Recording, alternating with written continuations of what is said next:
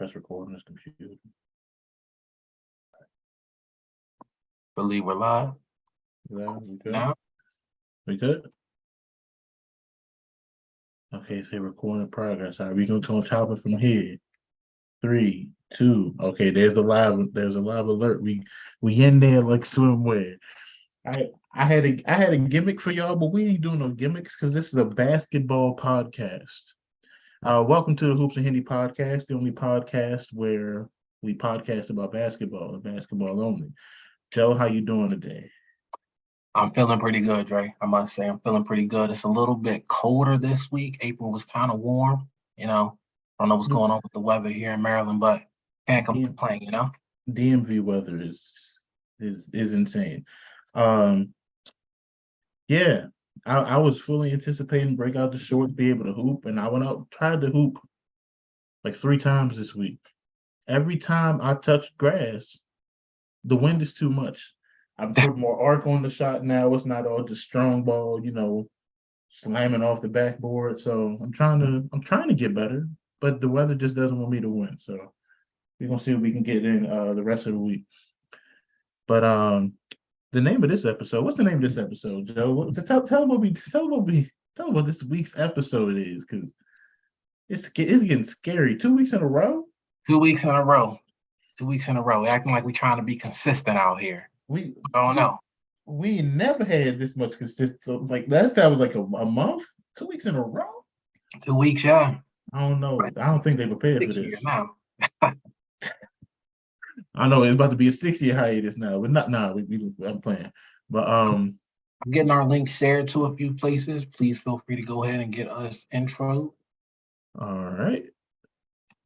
So today is the 4th of May. First off, happy Cinco de Mayo. No, I am not of Latino descent as far as I know. Haven't done the 23andMe. Y'all not getting my 100. But if you're celebrating tomorrow, as I will be and many, many others, happy Cinco de Mayo. We got a great pod for you. So tune in, lock in, get your popcorn, get an energy drink, whatever, get prepared. We got some fire for you. All right, Joe. So this week was Joe's week. So I know he got something good for us. So go ahead and get it started off, Joe. All right, my apologies, y'all. I was just getting the link shared out. But yes, happy Cinco de Mayo, happy Asian American Pacific Islander month. Shout out to everybody. Hope you're all doing well. This is a great time of the year. NBA playoffs times have been, these games, I feel like the playoffs this year have been extra intense as well. Indeed. Really want to give a quick shout out to the rivalries in the NBA. Sometimes we get caught up a little bit in just, watching the games, but we got to think of the history, some of the cultural context that comes with some of these rivalries. It means something to watch the 76ers and the Boston Celtics go at it. It doesn't just mean something now watching Tatum versus Embiid, but you think back to, Wilt versus Russell. You think about, those early 2000 Celtics teams. There's a lot of history there. You think about the Knicks and the Heat, right? And you think about I forgot about the Knicks and Heat. I forgot there was a rivalry. Has it been that long? It's been that long, but that was a rough battle back in the 90s, y'all. That was prison ball. But even now, we're watching history being made, looking at LeBron take on, this dynasty that is the Warriors. It's one of those things. It takes a little bit of time. Okay, Dre's getting disrespectful with the air quotes. It takes a little bit of time to look back and, really appreciate it. But I think when we look back and we think what this rivalry was of LeBron James taking on the Monstars, it's just ridiculous. But well, see, I'm gonna pause you for 2 seconds because the future Hall of Famer Draymond Green said what? That the dynasty starts after you.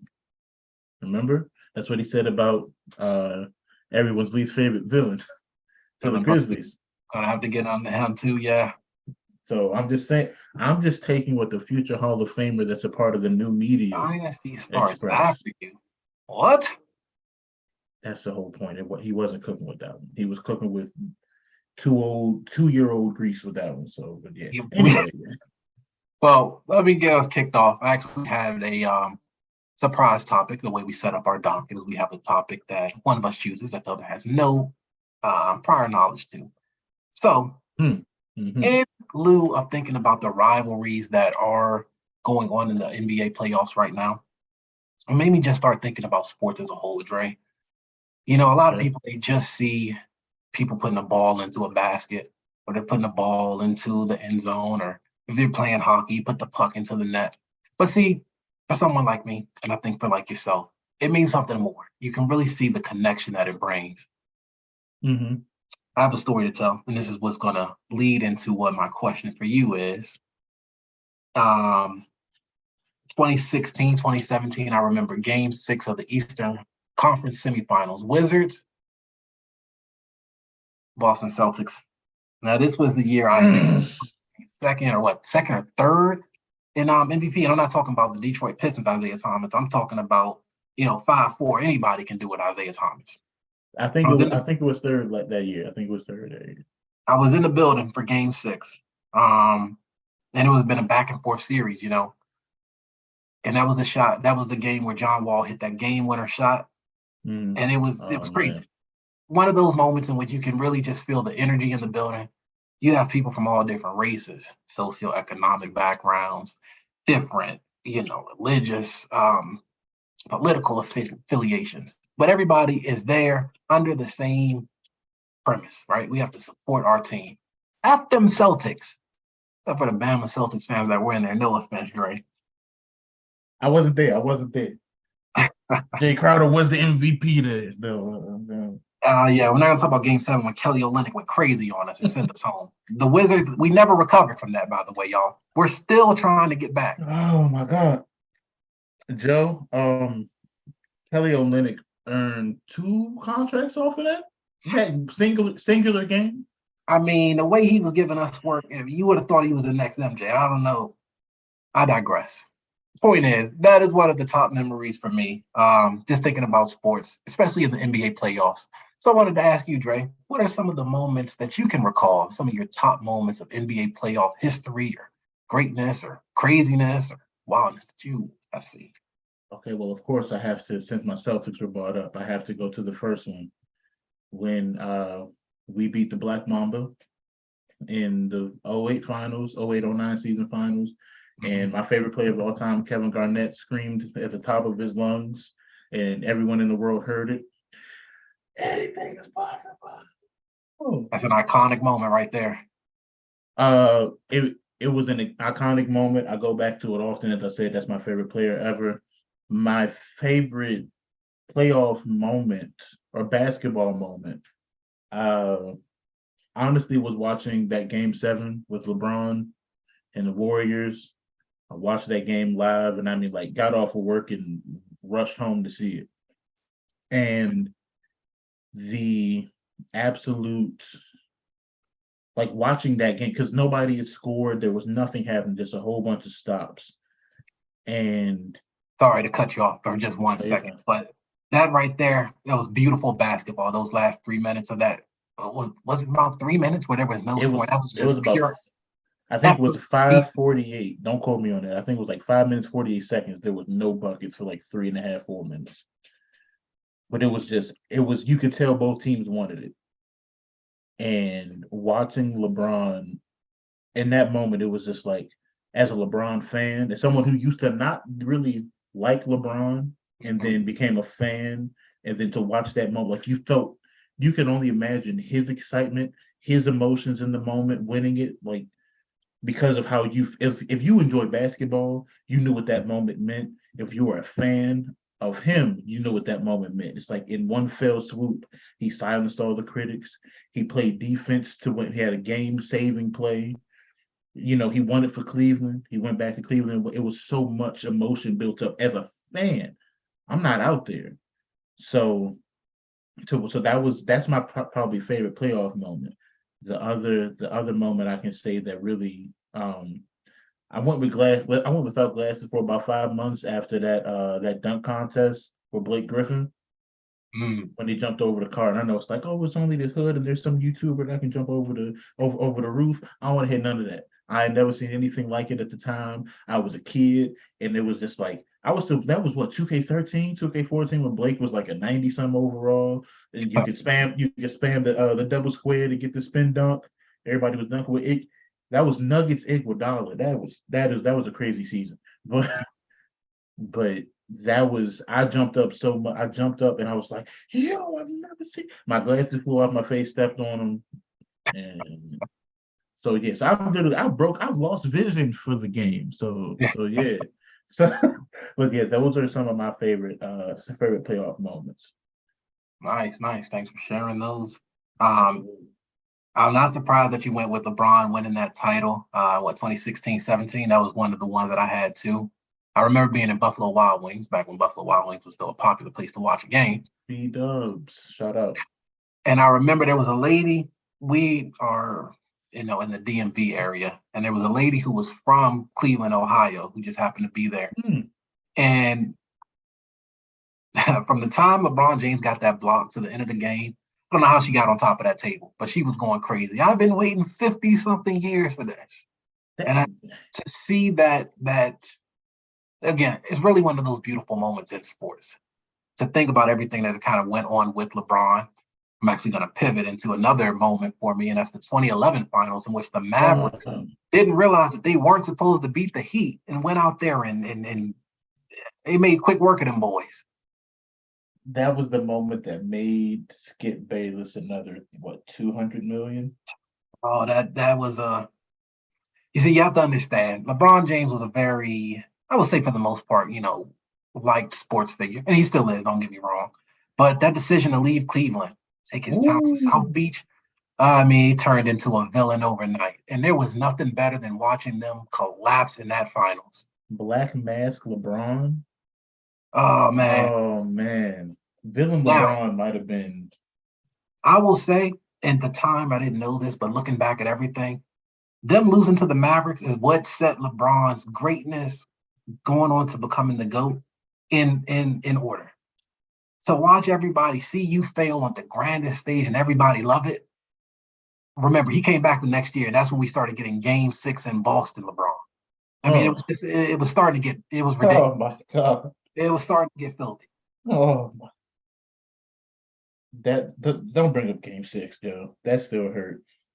Paul Pierce did his best. 45 or 15 upon your head, but he don't rebound. He can't shoot. Another couple moments wanted to mention.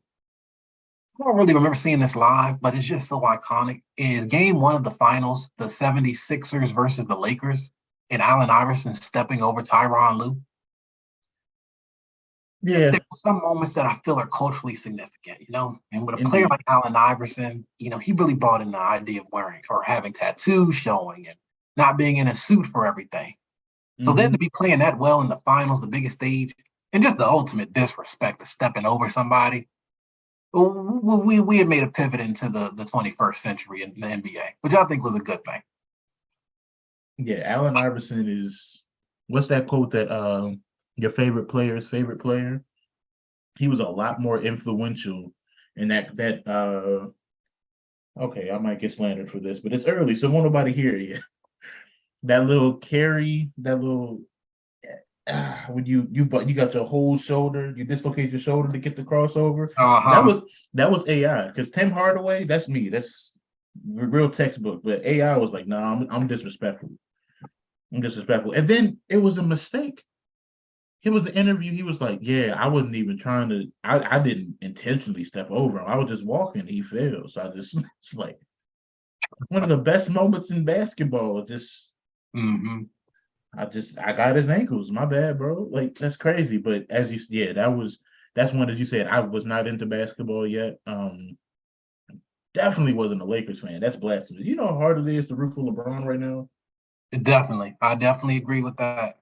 I love LeBron. Not really a Lakers fan, but I kind of have to deal with him for right now. And speaking of the Lakers, is the last little thing that I kind of wanted to bring up here is that, what year was it? 2002? That Lakers versus Kings series. That was great. I mean, we watched live the Kings get screwed, and there was just nothing we could do about it. And they almost broke the curse this year. And they almost, oh yeah. I hope they, You know what? I'm gonna say they did because they got to the playoffs straight up. Number 3 seed, that is success. That is success. I mean, it is success. And I feel like they could have had a championship that year, but yeah, those. Well, Sorry, yeah, go ahead.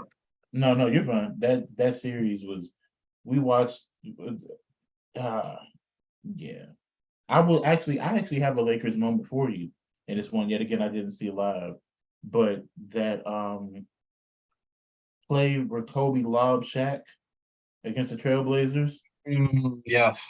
Like that was just a beautiful moment because you see Shaq at I won't even say peak power. I don't know when peak power Shaq was, but I think like Shaq at almost peak powers, Kobe making a play, which he's not a playmaker, insane. You know, that's a slander, that's against Kobe, but to that was every time I see it, it just makes me it's like, yeah, it's one that gets me going. So Yeah. That was, actually this past week, when the Lakers are playing the Lakers are playing the Grizzlies.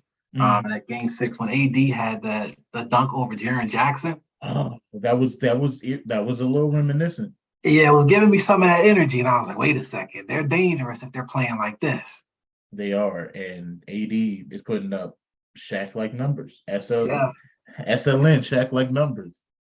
Yeah, we're gonna have to get into the recap soon. Speaking of which, the Lakers game is gonna be starting up in about 6 minutes. Game 2 in Golden State.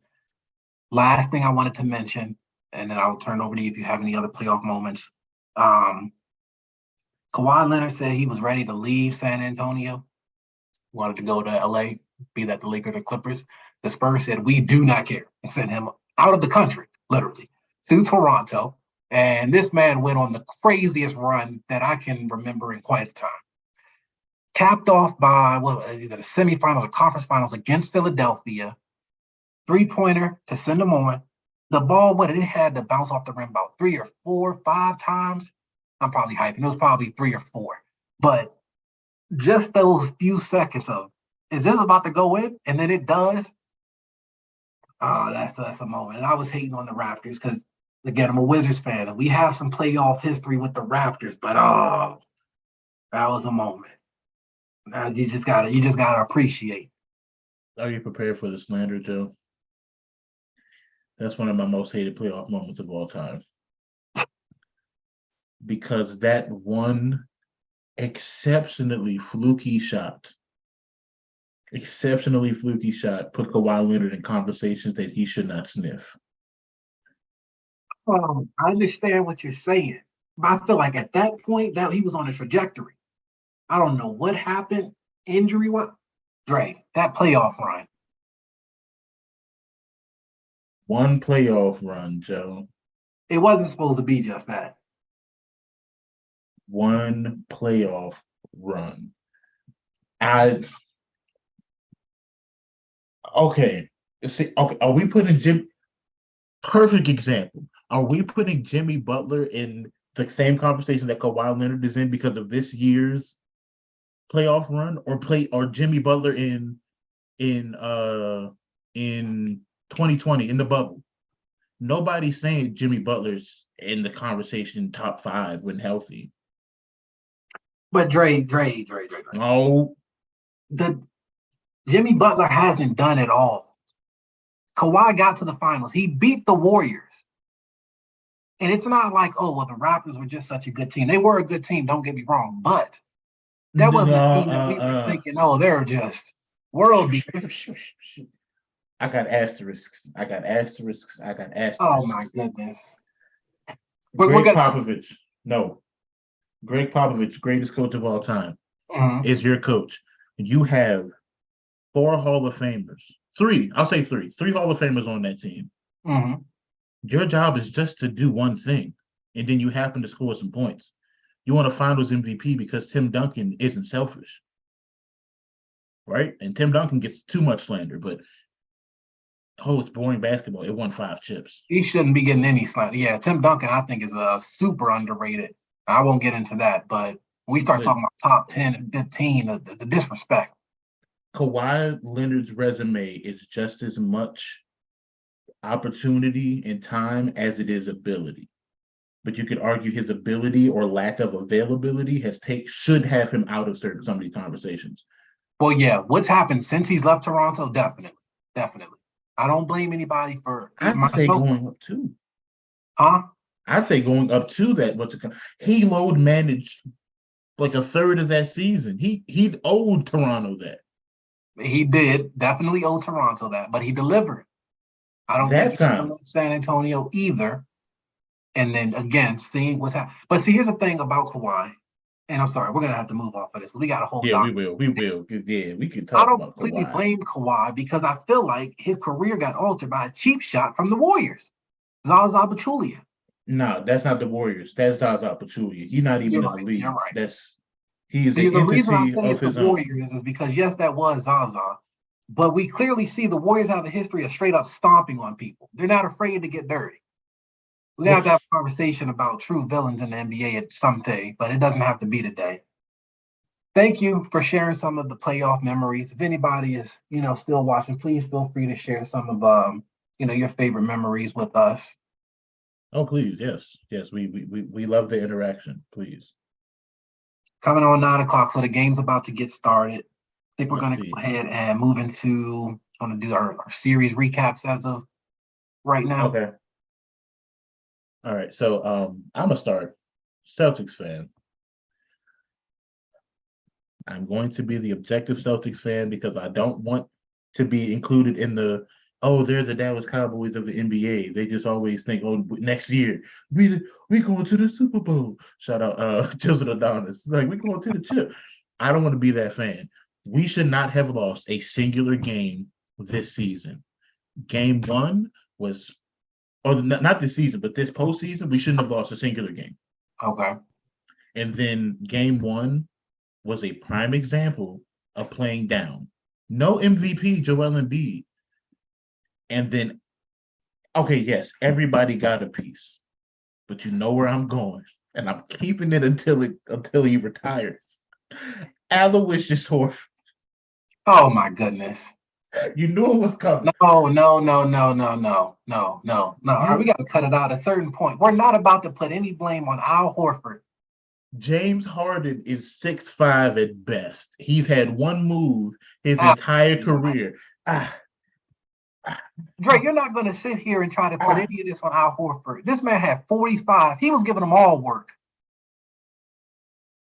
Kevin Love, who was slower laterally and shorter, found a way to shuffle his feet for one possession to stop Steph Curry. James Harden. Al Horford's old now, man. That was prime. Kevin Love was old then. What did Kevin Love do after that series? Fall off. Everybody does when they stop playing with LeBron. No, not well. Kyrie still averaging 27. I'm not saying good. Okay. I'm sorry. I don't mean to cut you off, but seriously here, we're not about to put this on Al Horford. Jaylen Brown took 10 shots. Are we going to talk about that? I'm not surprised by that. Do we not think that's a problem? No, he should be shooting the ball more. Yes, I completely agree. I say I'm going to be an objective Celtics fan, but I had to get my Al Horford slander because until he retires, and the fact that he got – what did I text you? Before I ever watched the highlight, what did I text you? Who got the – because I saw James Harden get the game-winning bucket. They don't say who he scored on. It's just James Harden turned back the clock. Who did he get – so, like, who had that bucket? He was like, what do you have to tell me, Joe? He did text me after I talked to him about the game because it was a great game. The Celtics and Sixers, besides the game yesterday where the Celtics blew them out, they've had great close games all year. But yeah, the Sixers pulled it out. And Dre did text me. He asked, who did Harden score on? On like the big last bucket to kind of seal it. I was like, oh, shoot. I hope it wasn't Al Horford. I had to go back and watch it myself. And I was like, it was. But everybody was getting work. Jaylen Brown was getting it. Marcus Smart was getting it. It wasn't just Al Horford. But yeah, he did get a free right in his face. So I will say, series recap for that series as a whole. I'm disappointed in my Celtics overall. We should not have lost a game this postseason. They are proving my point that we play down too often. We have a potential future MVP candidate, Jason Tatum. We have I'd be surprised if Jaylen Brown doesn't wind up on an All NBA team. So All NBA caliber player. Marcus Smart just I didn't know this was a thing, Joe, but he just won. It was just announced. He just won the Hustle Player of the Year. So we gotta at least and he wasn't. Didn't he win DBOY like 2 seasons ago? I believe so. Yes. I think he won it over a big man, and everybody was mad, or probably over Rudy, and that's not a bad thing. But um, we're not gonna talk about Rudis either. But no, like we have a former DPOY who is winning quote unquote awards for his hustle mentality. We have all the pieces. I just feel like we play down too often. So overall, I believe we will come out of this series, but I do not believe that because like how crazy is it that when the MVP, Joel Embiid, the guy, now yes, he was coming back from injury, but the guy is back and we find a way to mop the floor. But then when he's not there, we get beat. And yes, it was a quote unquote close game, it was a good game, but we found a way to lose. It's too much inconsistencies. At some point, you always hear that playoff team when and I know it's old school, it's older basketball, but there's a gear. You see the Warriors were able to turn it on, right? LeBron is able to turn it on damn near every year. I haven't seen that from this team yet. Like there's something missing. So, Okay. Before I go into my recap of the series overall and what I think is going to happen, what do you think? Why do you think that piece is missing? Is it? I've heard people talk about like a lack of motivation, but I mean they're NBA players. You're in the playoffs. I mean this is the motivation. So is it a matter? What are your thoughts there as a fan? oh God, I'm gonna quote Skip Bayless for lack of a better term. The what's it called that the second best player on the team has the mentality you want the best player to have. I apologize. I didn't mean to laugh. Shout out to Skip Bayless. If anybody there watches Undisputed, those guys are ridiculous. They were talking about somebody earlier this week, and I apologize for cutting you off. No, you're fine. But Shannon was like, as you would say, Skip, he can't even jump higher than Ernestine. That was crazy. And then Skip was like, Ernestine can really leap, y'all. I'm like, oh, they out here having a good time, but that's why we love Uncle Shannon. Sorry, go ahead. But no, I believe. Okay, I'll put it this way. As you know, I believe Jaylen Brown is the better player on the team.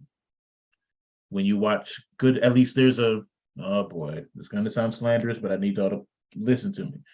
There's a thing with basketball where it becomes like an IQ thing, right? Now, I know the game has become very heavily towards shooting 3-pointers because it makes sense.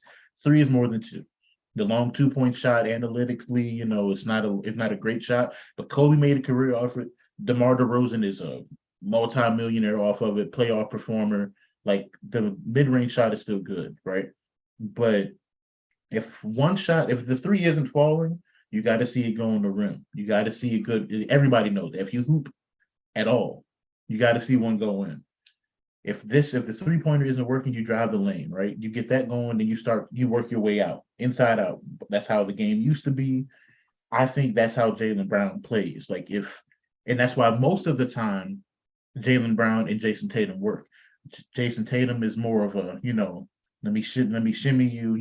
I he get in my Duffy. I'm gonna shoot over you. Jaylen Brown I got the Euro. I'm gonna take the hard foul, and Jason Tatum has that ability, but he's more naturally a perimeter type of scorer. Jaylen Brown, I think, goes inside more, but he can also make 7 3-pointers, right? So Jaylen Brown, I believe, is the more complete player, but he also will take a foot off the gas in letting other people cook, quote unquote. I think too often Jason Tatum settles. If he settled less, because Jason Tatum is still like 6'8", 6'7", 6'8", and he's even said one of his favorite moments was dunking on LeBron. Well, you got to get to the paint to do that. And I know he has worked on his game a lot. He's grown a lot since his rookie season. He's still young, so he has time to quote unquote progress on his game. But I think too often the wrong mentality is taken into it. So yeah, I think that's what's wrong. That's a good point. Even thinking back on game one, though, it was kind of interesting to see down the stretch. Um, later in games, this is where you really see your stars, your best players take over, right? It's being able Right, to see Steph just hit a ridiculous three, or see LeBron just barrel down the court. Nobody can really do anything. right. Um, and it's kind of like the feeling I was getting from watching it is it's Marcus Smart, getting some offensive rebounds or flailing around, taking charges. Which I'm not saying there's anything wrong, but it's But it's impact. If I he's don't know not what doing that, happened with Jalen Brown, where I think he went like um, I think like 6 of 7 in the first quarter, and then took 3 more shots the rest of the game.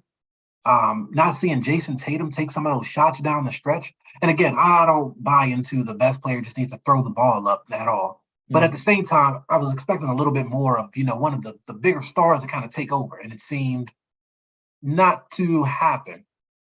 yeah, Um, I can't say I'm not a Celtics fan, so I can't say I'm well versed in how they normally are doing down the stretch, but definitely interesting.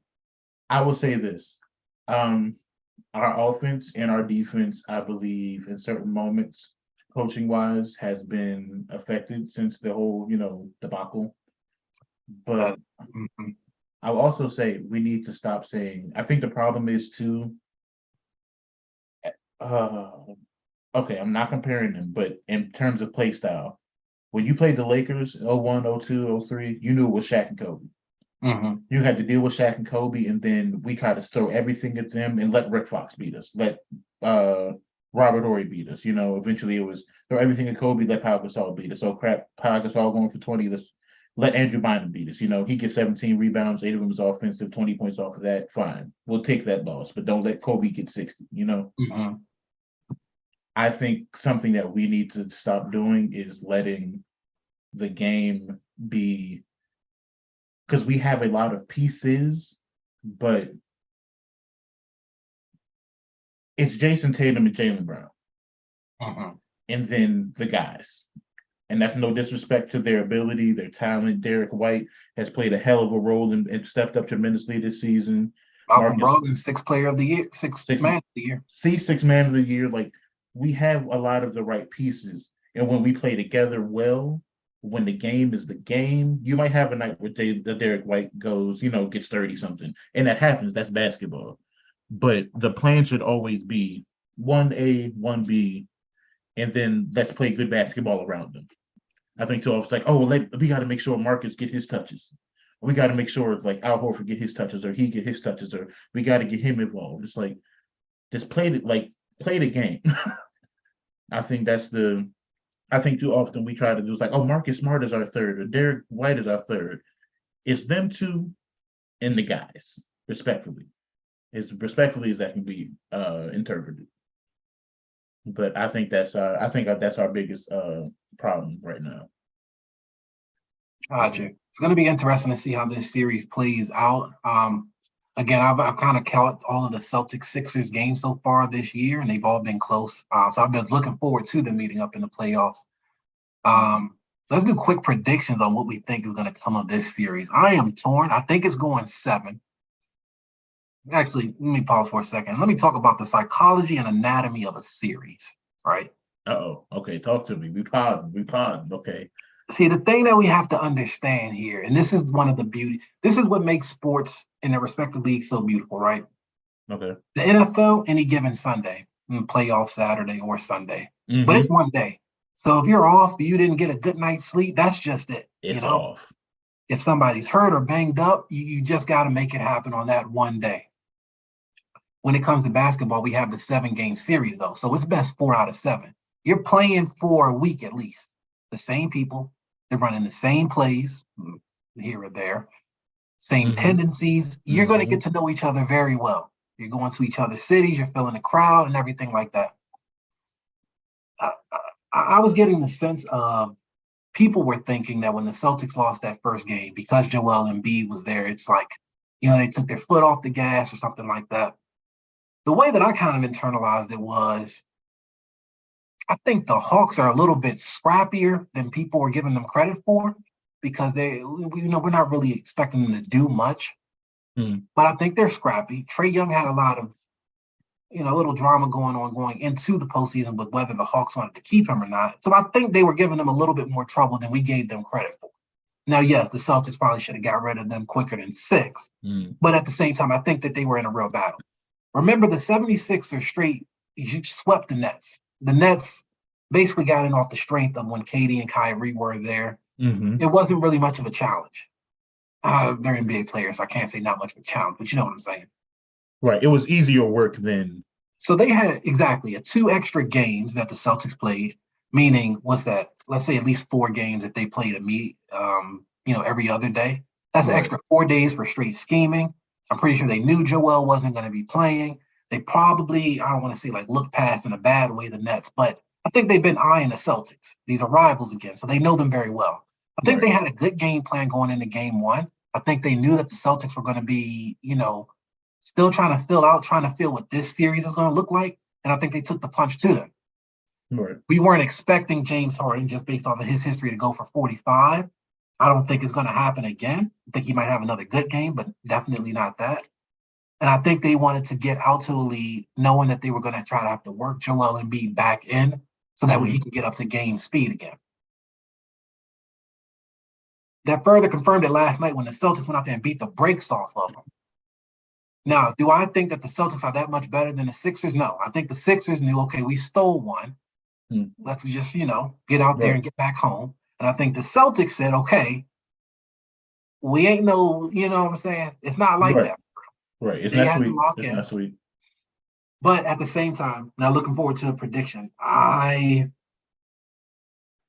think I'm going to go Celtics in 7, just because I do like the tandem of Jason Tatum. I really like Jaylen Brown. I think it's going to be a bit of a challenge working.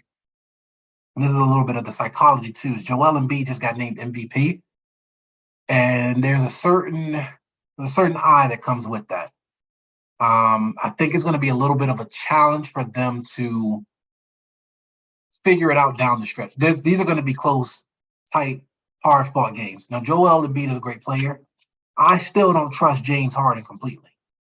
I feel like Maxey's young. I think it's just going to be a little bit too much in terms of depth that the Celtics have, and they're going to get through. I'm going to keep it quick. Celtics in 6. I expect James Harden to have one more outburst, but I am counting, as I said, on they have a trump card. If Joel is on his P's and Q's, they have one of the biggest mismatches on the court, because it's Joel Embiid versus Al Horford or Robert Williams, who defensively might be able to almost match, but offensively collect, like maybe together on a great night they can offset, but they not really, right? Then it's a matchup thing. You could say Tatum and Harden is the next best, or Tatum and Jaylen Brown. But we got, out of the 5 best players on the court at any given time, we have 2. So it's just a matter of quote unquote the others. I think our others have been more consistent all season, have gotten more opportunity all season, and know their importance to the team, as opposed to like a Tyrese Maxey. One game you go for 30, but never mind, you're going to sit on the bench this game. Even though the Sixers are better with him on the court, but then last night after starting, they still got dog walked. So, but Joel Embiid was coming back from injury, so you can count maybe 15 to 20 more points than what was scored last night. But I anticipate us being able to take it in 6. So I'm gonna say 6. Excellent. Okay, we both got the Celtics getting through though. I guess let's stay in the Eastern Conference then. Talk Knicks Heat a little bit. Okay. So the Knicks were I don't want to get this wrong. Are the Knicks the 7th seed? No, the 6th seed, 5th maybe. I'm about to say Knicks or no? They the no, they weren't the 7th. That's crazy. Yeah, not 7th, maybe 5th. See, sorry y'all. They were 5th this season. Okay, 5th seed. So they have home court advantage against the number 8 Miami Heat. Interestingly, they dropped their first game without Jimmy Butler as well. But they came back most recently in game 2, got a dub. I think this is going to be a great series as well. It's great to see both of these fan bases engaged and cheering their teams on. I think the Knicks are. I'm still trying to get a feel for them. They have a lot of talent. Jalen Brunson, um, Julius Randle. There's just this is just me. I still feel like they're young to the playoffs. RJ Barrett and everything, and they're still kind of getting there. Mm-hmm. So again, the psychology of the series as it starts to wear down, and you're seeing these guys for games 5, 6, and 7, especially when the other team has players who are so battle tested. Jimmy Butler, Kyle Lowry. They kind of Mm-hmm. we've been here. This is what we're used to. Especially, I think they have the coaching advantage with Eric Spoelstra as well. Indeed. To be honest, I don't have any cogent analysis here on this series. I'm just really enjoying watching the games. I do think the Knicks are going to steal the first game back in Miami from them. I actually think this one's going to go 7 as well. We'll see. I do have a little bit for you. I do have a little bit for you. Oh, this is gonna be. We'll see how well this age, but I'm gonna say it. With or without Jimmy Butler, the Knicks are not making it out of the series. I can understand without Jimmy Butler too, you say. With or without Jimmy Butler, the Knicks ain't making it. Mm. Okay. Allow me to express my process here. Yes. Jimmy Butler has been on a absolute tear. Like, this is why we say playoff Jimmy. There ain't no playoff P. We named him playoff Jimmy. Ain't no playoff Paul. No disrespect. I love Paul George, but he said it. Not that guy. His words. He's not that guy. But the Knicks, I'll put it this way. They found a way to win that game, but it wasn't because they were playing such great basketball. If you have a guy averaging almost 30 points a game right now, almost like 7.5 rebounds, 6 assists, whatever, Jimmy Butler has been going absolutely crazy these playoffs. You take him away. That is a huge option. It's not like they have Tyler Hero still back there because he's out injured for pretty much, I'm assuming, the rest of the season, however long they last. He's gone. So it's Bam Adebayo and literally Miami all season. No disrespect to Caleb Martin, Gabe Vincent. Who else is down there? I don't even know if Yurtseven is playing, but you got a bunch of guys. Gabe Vincent looked like Steph the last couple possessions because you left him, I won't even say wide open, you were rotating, but you could have rotated harder. Gabe Vincent, Caleb Martin, you let them push you to having to knock down clutch free throws, like 105, it was 111, 105, because you want to having to shoot clutch free throws, as opposed to Jimmy Butler's out of here. This should be, let's lock in and get an easy dub tied up, as opposed to we sweating. These are the games you should be able to, you know what? I'm going to quote Skip again because I hadn't heard it put this way, but you pay it forward in the first half of the game. Like, go out here, make a statement, and then we can sit Julius Randle. We can sit Jalen Brunson for maybe like 6, 7 minutes in the fourth quarter. Give him just a little bit more rest so when Jimmy is back out there, we can commit to making these rotations that we need to slow him down, because I don't think there's any stopping him so far this playoffs. But you got Kyle Lowry, one of his worst performances of the playoffs, 0 for 4 from the 3, and you found a way to win by 6 points. So you found a way to win. I'll give you that. But it's going to be a tight series regardless, because I don't think the Knicks are significantly better than Miami, straight up. But because both teams were like, Miami more so, but both teams were like, hey, one game, they going crazy. Next game, Jesus Christ, what happened? That was terrible basketball. Get it off the screen. Why do they have TV? Why do they nationally televise? So they're both like kind of the same, but Jimmy Butler is better than Julius Randle, no discussion. But without him, they found a way they've only won by 6. They won by 10, 15. That's a convincing win to me. You almost lost to Gabe Vincent and Bam Adebayo. I can't trust it. That's a very good Heat team, though. We got to give them some credit. This is a very tight series, though. they're so evenly matched, and where there are edges in one places, you start thinking about experience on the other side. And it's going to be intriguing to see that one play out. Quick note. Bron 2 for 2 from the three right now. I do. I'll let him get. Uh, I do. I feel like whoever comes out of the Celtics Sixers matchup is going to the finals. Or even if Jimmy Butler is in there, but I still just don't think that this Knicks and Heat one is a feel good, but it's just going to be conference runner up. Okay, I'm exposing myself. I know it's Jimmy. I've seen it too much. Jimmy Butler is like he's that guy. Even when he's not playing well, he's the person you want on your team because of how solid the rest of the team is. If they got to it, I'm not saying they beat the Celtics or whoever's in that. If it's the 76ers, I might say they beat them. I understand why you're saying that, but that's why I say if the Sixers are able to get past the Celtics, I think that will prove to me that, okay, they've figured it out enough. Embiid's going to have to be playing at still his MVP level. And James Harden is doing enough to get past this Celtics team that, yeah, they're going to be able to get past the Heat. I personally, Jimmy Butler's a great player. Don't get me wrong. Might be a hot take. I think playoff Jimmy, and this is going to sound crazy, because I'm not saying playoff Jimmy is overrated, but we got to calm down a little bit, all right? We're not, see, this is the problem here. I feel like we're acting like he's done what Kawhi actually did, going up to Toronto and just straight up winning the finals. There was a bubble.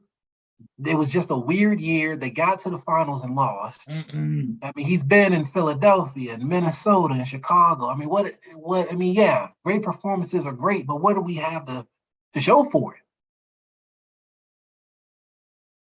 I can't let you cook with that one. You opened the floodgates. Nope. Can't let you cook with that one. What Hall of Famers has Jimmy Butler played with in their prime? Or even at the end of their prime? I'm assuming you're talking future Hall of Famers, right? So future Hall of Famers. Okay, so let's not forget he was in Philadelphia now. Okay, I'll leave it here. Coaching is equal. We'll leave coaching up in the air. Coaching is equal. Kawhi Leonard, Greg Popovich. I can't put Nick Nurse there, but we'll say greatest coach, Greg Popovich. That's where he had his finals, at least his initial final success, right? Uh-huh. And then Jimmy Butler. Okay, now go ahead. Now go ahead.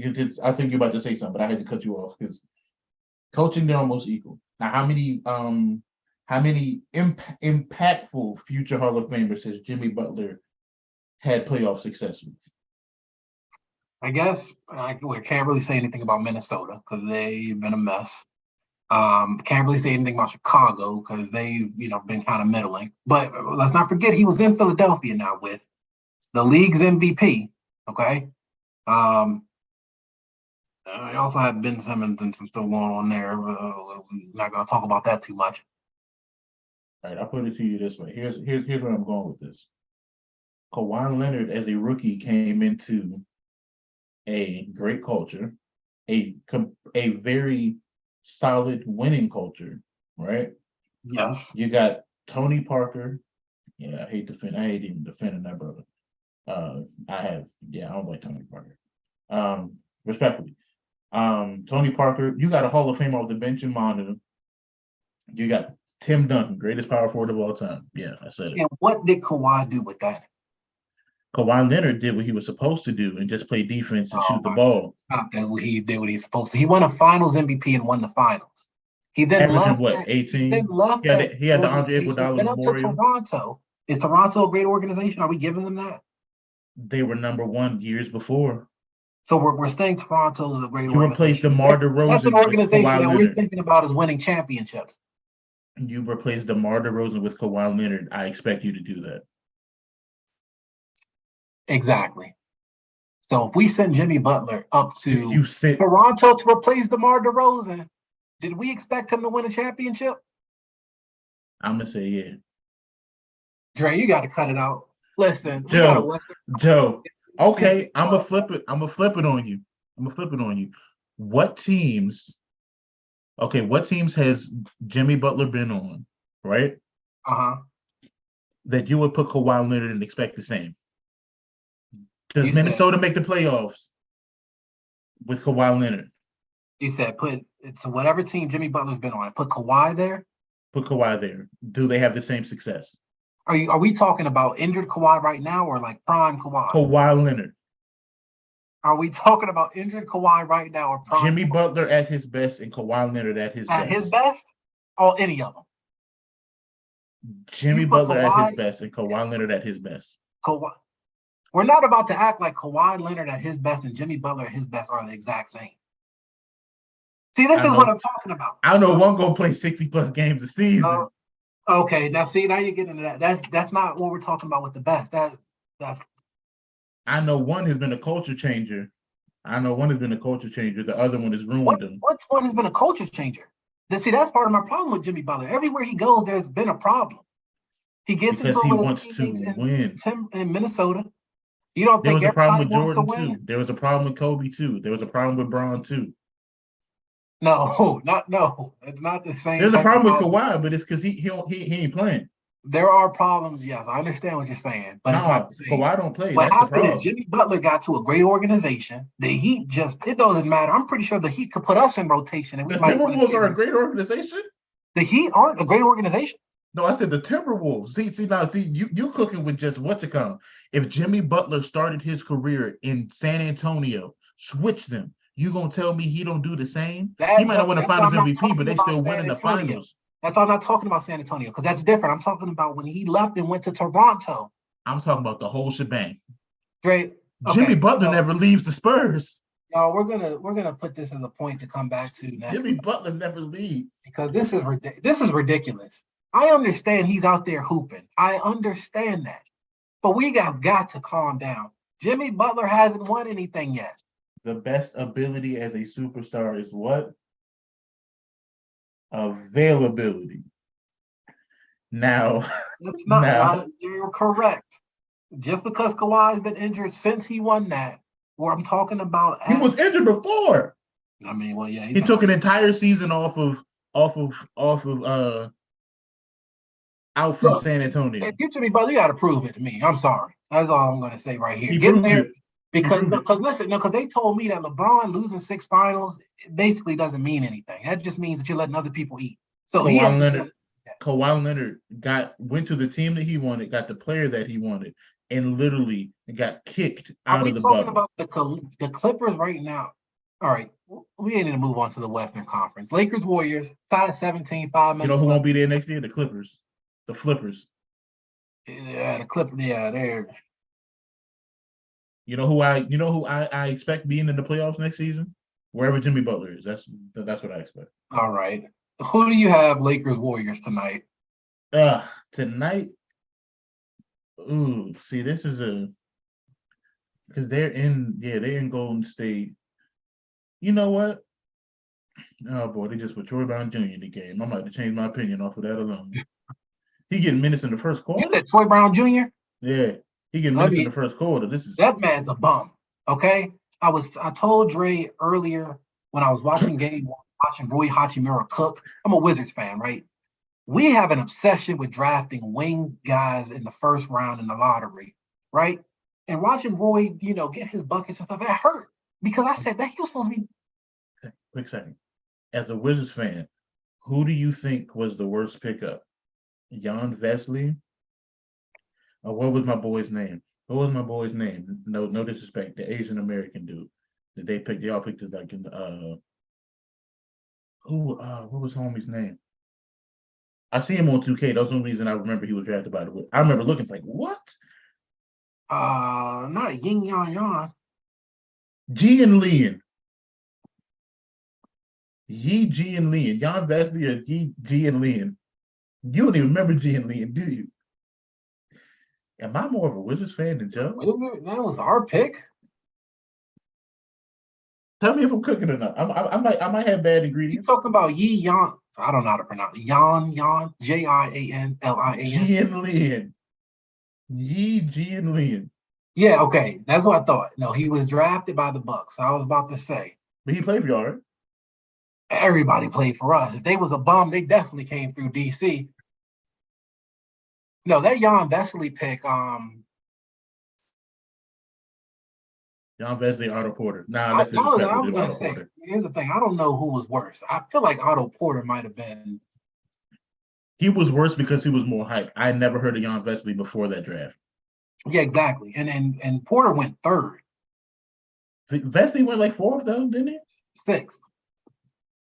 Still lottery.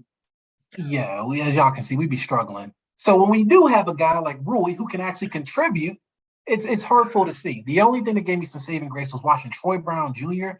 get absolutely destroyed in defense. I mean, I'm like, this dude is just trash. Oh God. Oh my word. Wait, hey, hold on. I'm gonna do you some justice. Troy Brown Jr., right? Right. Defensive win shares. No, we're not an analytics podcast, but if the evidence is there to back it up, we're going to use it. Just like peak for peak, John Wall was better than Russell Westbrook. Um, I agree with that. oh, okay. See that's why we have a podcast together. Because when it comes down to it, the things that matter actually matter. All right. So Troy Brown Jr.'s defensive rating of 114.7. Now, where did that rank in the league as a whole? Because that's what I need to know. Because I kept hearing a defensive win share ranking. I don't need to see nothing else, just the rank. I'm gonna while Dre's pulling Go that ahead. up, give my prediction for this series. I think the Lakers are gonna get through. I think they're gonna do it in six because they're gonna have to do it at home. I don't think they can go to game seven with the Warriors. I don't know what quite is up with the Warriors. Obviously, the talent is there. I think they have some chemistry. I don't know if chemistry is the right word, but they just don't seem like themselves. On top of that, LeBron is doing year 20 LeBron things, and Anthony Davis is really going to come down to them staying healthy. If they can stay healthy and somewhat manage the minutes, I think they just at the top, the combination of Anthony Davis, LeBron James, and then whoever you want to put in that third role on a given right, whether that be Austin Reeves having a nice night or D'Angelo Russell, I think they just have more than the Warriors this year. I will first. I want to start with shout out to Austin Reeves for having the best defensive rating in the playoffs right now. Like per possession, people don't score on him. That's kind of crazy. Shout out to him, and shout out to LeBron, old self, being number 4 and AD being number 3. Almost like they know how to play defense. We can keep pushing. I was looking with Troy Brown Jr., but I can while I'm looking for this, I can go ahead and give my take. I believe it's going to be 6 as well. As you said, you cannot go 7 with the Warriors. Let's keep in mind, as you said, experience does play a part in these type of things. With the experience part, we got to remember this Lakers team that's having so much success has only been really together since the All-Star break, I believe. Mm-hmm. So while they're playing really well, I will give what's homie's name? The general manager. Rob Pelinka. Yeah, I'll give Rob Pelinka credit in that he put together a really good he made some key moves, got off of Russ, and nobody thought that would happen outside of 2K. I'm not trying to be funny with that one. Because you wouldn't think anybody would take the contract, but he found a way to do it and brought in pieces that work well around AD and LeBron. Those are your two guys. Yeah, the Lakers look solid. I mean, we do. I'm glad you brought that up. Actually, we do have to remember, like they have only been playing together since late February, and maybe early March. And quite honestly, the AD and LeBron, they were dealing with so many injuries. They're really just now getting together. But looking at their team, that is a solid team. It is. With Russell, Jared Vanderbilt's doing a great job on Steph, which is kind of crazy to see. Getting contributions from Rui Hachimura. I mean, Troy Brown did hit a 3. He immediately just left Clay open 3 possessions in a row. But I feel like they made some great moves mid-season. It looks like Troy Brown is sitting at 124, right above Alex Lynn and behind Pat Connaughton and Kyle Anderson. As we know, actually three of those four players are out of the playoffs. And he's two spots Troy ahead Brown of needs to be Kevin out Love. the playoffs too. So I'm glad that we were able to come to that conclusion. Thank you for having the stats to back that up. Got some pump. Absolutely. I take pleasure with informed slander, informed deserved slander. But I definitely agree. The Warriors, I'm not trying to be funny, since they've had Andre Iguodala before they really took off. There was a preseason game, and Steph Curry turned around and hit a three in a preseason game, and Andre Iguodala was dancing on the sideline. I said then, I hope that now, and to their credit, I said I hope they're ready for what's coming, because this was the year after, like this is right before they really took off. It's like I hope with all of this, bravado, etc., that they get ready for, because being I felt like it was disrespect. I don't like just play the game. I know you have your moments of like, oh, I'm cooking, whatever, but this is the preseason. In their defense, they went on to win 4 rings, so shout out to them for that. But so I respect it. But this season, it hasn't been. I don't feel like they've been. You say chemistry issues. It started with Draymond. It started with Jordan Poole getting his contract in before Draymond. Mm-hmm. And then Draymond, what's it coming? I think they tried to do make a right move and get Rui Hachimura just hit a three. My God, the score was 31-24 in the first quarter.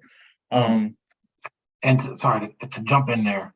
I think a better word rather than chemistry, I think they're going through a little bit, and not fully, because what I want to say is they're going through a bit of an identity crisis, but not a full one, because we have stuff. We know what we're doing, but at the same time, a little bit of that what Draymond provided, that energy, that kind of ferociousness, that borderline dirty play.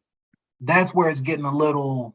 I mean, like you said, it started with him punching Jordan. Well, it started with Jordan Poole getting paid first. So we're already talking, oh, well, is Draymond gone? Then they're fighting in practice.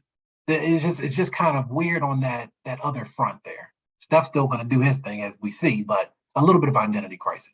Yeah, I completely agree. I had a conversation at work a few weeks ago, but I think their biggest issue right now is that they got off of James Wiseman. I don't think that was the smartest idea. I know that he is not a premier defender. They moved him to Detroit, but I think he'd be a better body to throw at AD, or another body to throw at AD along with Kevon Looney. So right now, I think that's hurting them. But their identity crisis comes with, honestly, Draymond, because Draymond, he's been their point forward. So like Steph Curry is Steph Curry. He's gonna be Steph Curry for a while. Klay Thompson is still, he's like 80% of Klay. He's not the Klay that we like 60. Was it 60 points with 11 dribbles? That game that he went absolute bonkers. But he's not. He can go for 40. Of course, he can shoot the ball like no other outside of his teammate. But Draymond has been that glue. So in regards to Draymond will bring the ball up. Draymond will set the screen and do a scoop pass to. He'll rebound. He'll take the best player, whether he defends them, whether he stops them or just slows them down.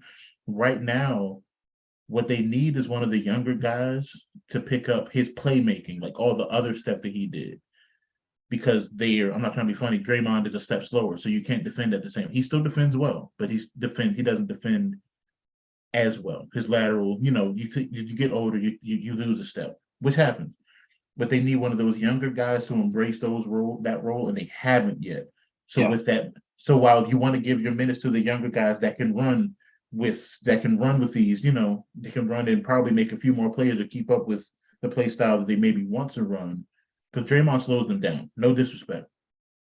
But you can't have them out there because they don't. The production that Draymond has at his best, even at his mid, is like 5 assists, 6 rebounds, 4 points, maybe 2 blocks, a charge, or at least defending the other the other team's best player, right? Or throwing himself at them, right? He does two or three things so well that none of the other guys at their best can do outside of probably score. I think Jonathan Kuminga will be a better scorer than Draymond, but he's not a better defender because just off of IQ, no disrespect, but just off of IQ, he's not a better defender than Draymond right now. He's not a better passer than Draymond right now. And hustle wise, he's not going to be as, at least so far, he hasn't shown himself to be as much of a hustler as Draymond has. You got so that was Jonathan Kuminga. Who's other buddy that's over there? Moses Moody. Moses Moody is a decent shooter, but he hasn't.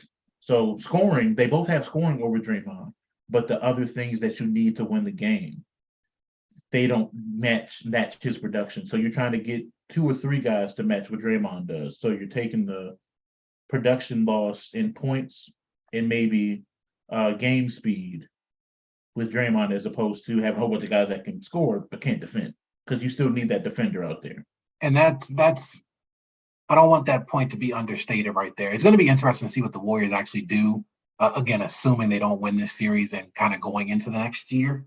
I think they need to move off of some of these young guys, quite honestly. I mean, you have Steph Curry, right? You have Clay. Understand Clay's getting older.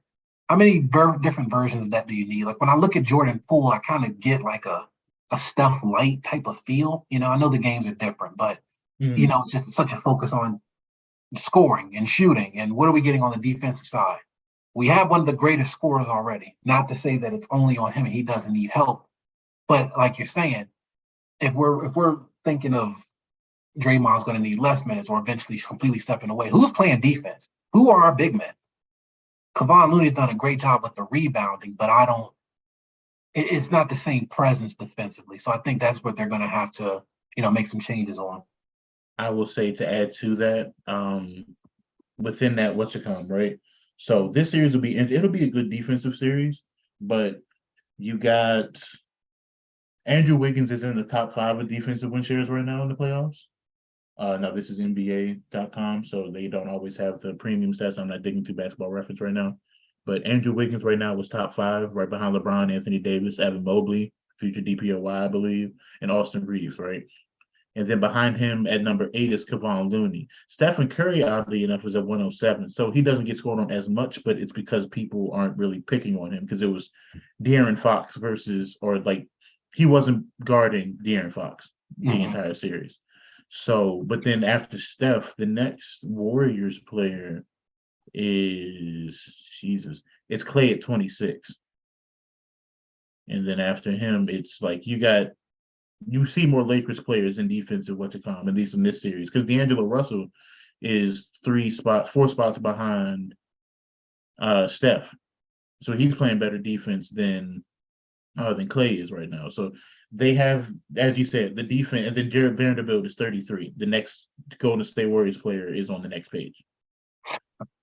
So I'm not trying to be disrespectful, and that's the top 50. So that was the top 50 in the playoffs so far. So I lied. I'm sorry. Draymond is at 43. So he's not carrying as much. You got more in the top 50. You have higher players in the Lakers than the Warriors. If the Warriors pull this series out, the X factor will be Andrew Wiggins. Mm-hmm. Andrew Wiggins will be the body that they throw the most at LeBron, I believe, because he can keep up. I say keep up. He can do a lot more. That was a horrible pass. Who threw that? You just let Steph Curry out-leap LeBron for a pass. That was horrifying. I'm sorry. No, you're fine. We got live reactions to the game going on as well. Last point I just want to make on that Lakers Warriors is I think you're right in terms of Andrew Wiggins being at LeBron. I think AD is going to be the factor because I think the Lakers are going to win. And for them to win, I think AD is going to have to continue being dominant the way that he was in game 1. And I just don't think the Warriors are going to be able to have an answer for him. I don't either. Anthony Davis has been playing.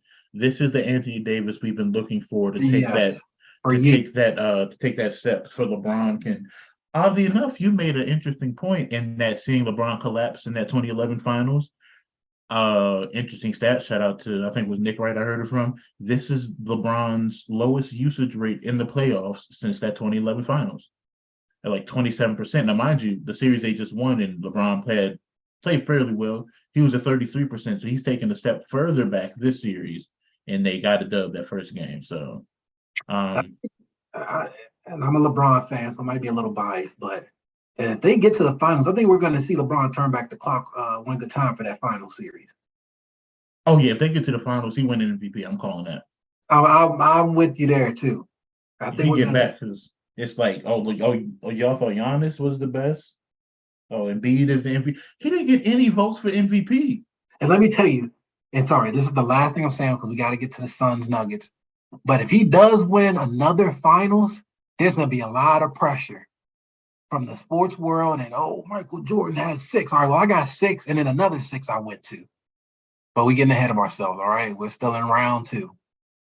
And still playing better than Jordan did at the same age. Saying no Man, breaks, all-time leading scorer, top 10, and top 5 in assists, top 10 in listen, rebounds. listen, y'all. Hey, Everybody watching, we got a few in here. I'll say I'm sorry that we didn't, it took a while for us to get to Suns Nuggets that you were looking for. I don't have much to say. I think the Suns are about to get swept. So, Ray, if there's anything you want to say, go ahead. If not, we can move this on. I will take a slight step back off of my current Devin Booker slander, and I will give the Suns one game. Gentlemen sweep. Okay. I'll give them a gentleman sweep, and only because it's more so because I don't believe. Well, I can't say that no more. I was about to say I don't believe Kevin. I don't think Kevin Durant can get swept twice in back-to-back seasons. He can't get swept out of the playoffs in back-to-back series. Chris Paul just got hurt. Chris Paul was a non-factor. 11 assists. Devin Booker was not catching. All them buckets was not catch and shoot. He no, I don't. I say non-factor.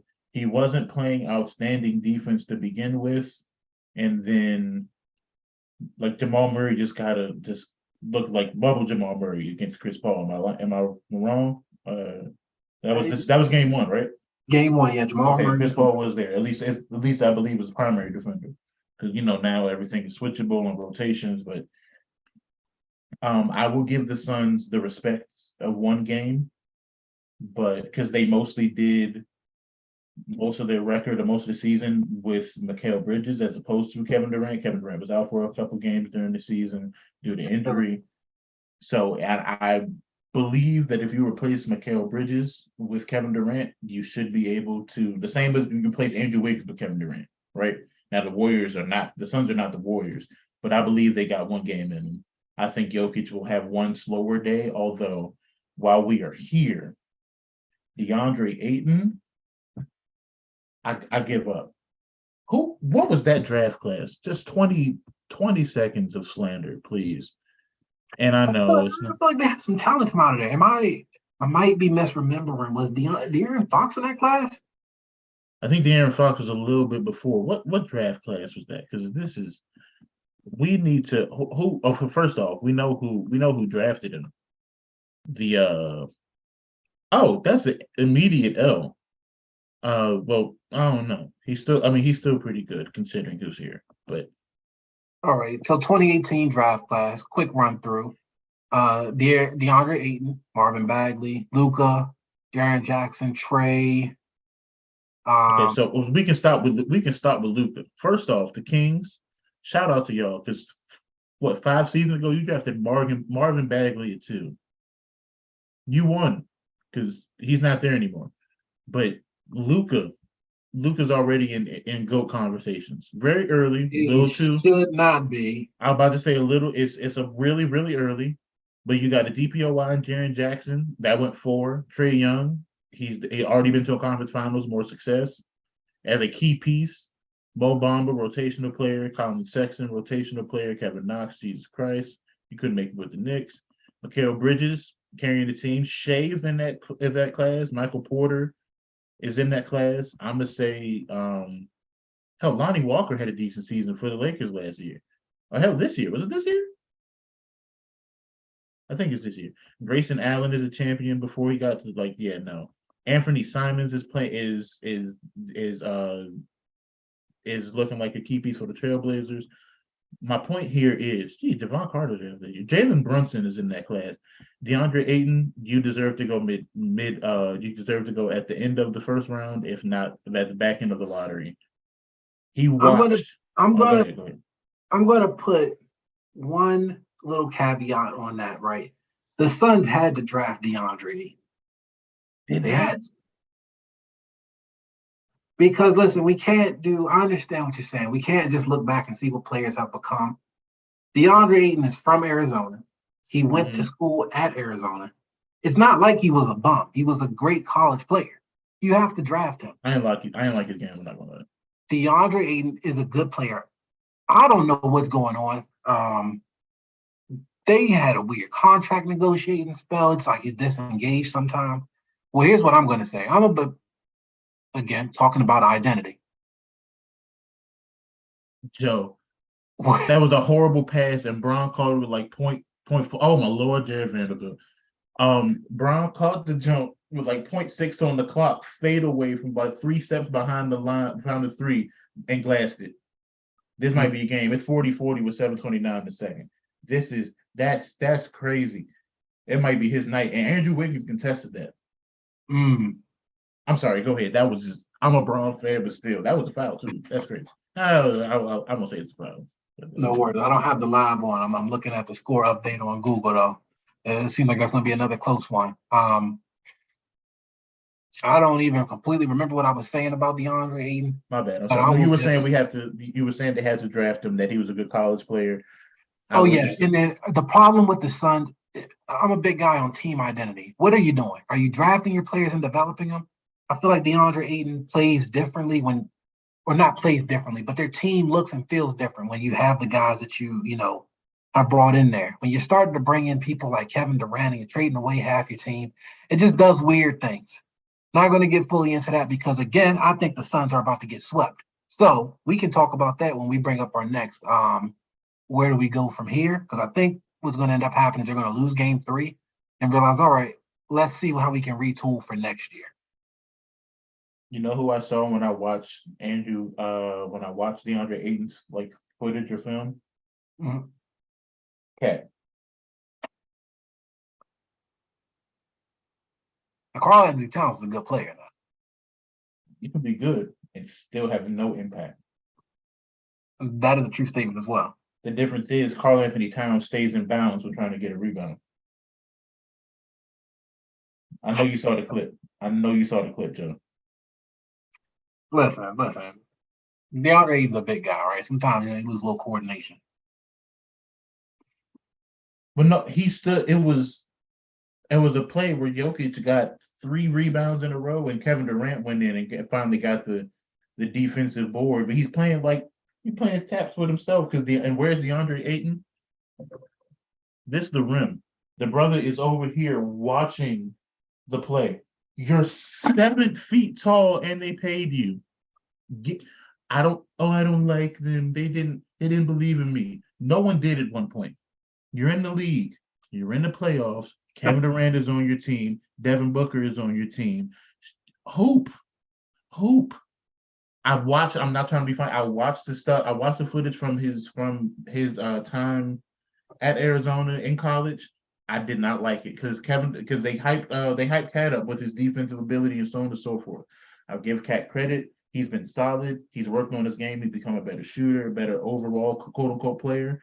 But he hasn't had that much quote unquote, at least not a significant amount of impact, at least as much as they were hyping him to have. I believe DeAndre Ayton is that, but just a little bit less because Cat, at least in moments, you will see try to go after it. You'll see a 50 ball from him, and you'll see at least, hey, I'm getting 8 rebounds. I'm trying to make the right play. I haven't seen that from Ayton yet, not consistently. So now watch this, y'all. I'm about to pull Dre on Dre right here. So where's Cat at? I don't think that's fair because Cat was coming back off injury. I mean, if we was doing Jimmy Butler to Kawhi Leonard, I mean. Okay, but where is Cat at? Because Cat was at least when Cat was healthy, he was at least impacting the Timberwolves. Round, by the way, for those who may not know. Wait. But is DeAndre Ayton there because of DeAndre Ayton's impact, or is DeAndre Ayton there because Kevin Durant and Chris Paul and Devin Booker are carrying his lazy 7 foot behind? You're a former Who first Kevin round Durant has pick. Kevin Durant played 10 games with the Suns yet this year? Yeah, he didn't play 10 games. Oh man, maybe 10. Has he played Yeah, 15? he didn't play 10 games with the Kevin Durant got them. Kevin Durant and Devin Booker got them through the first round. And Kevin Durant and Where was Devin Booker DeAndre are about to Ayton? get them swept by the Nuggets. All right, now we're going to the stats. No. Because I won't see now you're making me defend Cat, and you know how I feel about Karl Anthony Towns. So why we okay, listen, Or at least on the court. At least on the court. DeAndre Ayton. This is a 7 foot human being. DeAndre Ayton. No, not the draft class. That's DeAndre Ayton. Let's see what this strapping future center of the 14-8, 14-7. Oh, he got a 20. Oh, this is versus the Clippers though. The Clippers, even because Zubac is your matchup. No disrespect to Big Zoo, but Ivica Zubac is your matchup. 21-11. Oh, okay, cool. It's the Clippers. The Clippers. That's the thing. He's okay. The last time they played the Nuggets before the playoffs, April 6th, 16 points and 5 rebounds with 2 assists. Stop it. He averaged 18 and 10. How many times have you seen an 18 and 10 beat? That is the quietest 18 and 10 you've ever seen in your life. Tell me I'm lying. What does that even mean? A quiet 18 and 10 versus a loud 8? What's the difference? Yelling after each rebound? 18 and 10 from Zach Randolph. You felt that 18 and 10. He impacted winning. DeAndre Ayton is like, just go be big in the corner. Winning. How many finals did they go to? That ain't fair. No. The Grindhouse Grizzlies. This is the exact stuff I'm talking about. The Grindhouse Grizzlies. That was Kobe Bryant in the West. That was Tim Duncan in the West. That was the Phoenix Suns team. No. But Kawhi Leonard impacted winning when he went to Toronto and played Hall of Famer stuff and Clay. We're not comparing DeAndre Ayton. We're not comparing DeAndre Ayton. We got to move off. The Warriors were injured. I won't let you do that. Who was injured? The finals that Kawhi won. Injured? Kevin Durant was toast. Klay Thompson was out. Now that is Klay Thompson because that is Klay Thompson's fault. He should not have driven the. What is wrong with you? Why are you doing anything but shooting the ball? Your ankle gave out respectfully. You should not have done that anyway. But you had 2 of the. All right, he was not. Remember who the Warriors are. So, yeah, they were missing 2 of their 5 All-Stars. But 2 of their 3 best players. I get what you're trying to get at, but. No, you're trying to cook and you're not cooking. Kevin Durant, 30 points per game, gone. Klay Thompson, at least then, 19 to 22 points a game, gone. Steph Curry, who's your next best player?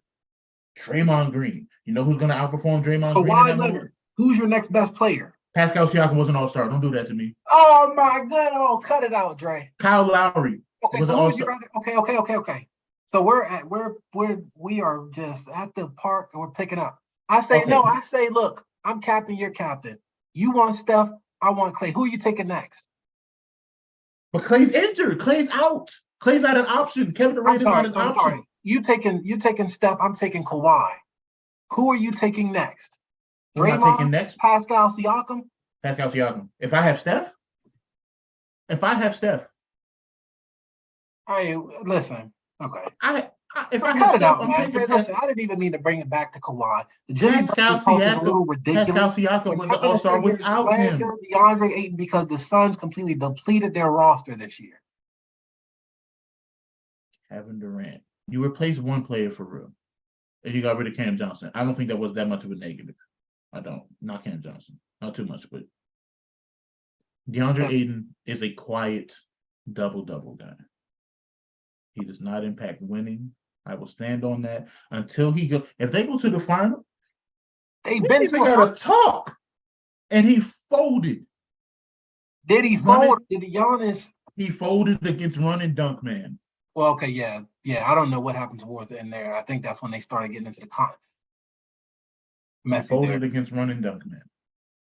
Well, y'all, thank you for letting us recap these series that are currently going on. Um, Warriors, Lakers, they're coming up on halftime soon. I'm seeing on my end it's 54-50 Warriors with a few minutes left. I don't know how accurate that is. What do you want to get into next, Dre? MB winning the MVP, Dylan Brooks. We don't have to spend too much time on Embiid winning MVP. Well, first I'll ask you, were you surprised? And that's the only question I have. Because I called it. Well, you called it early in the year. I called it November 27th, and I got the receipts to prove.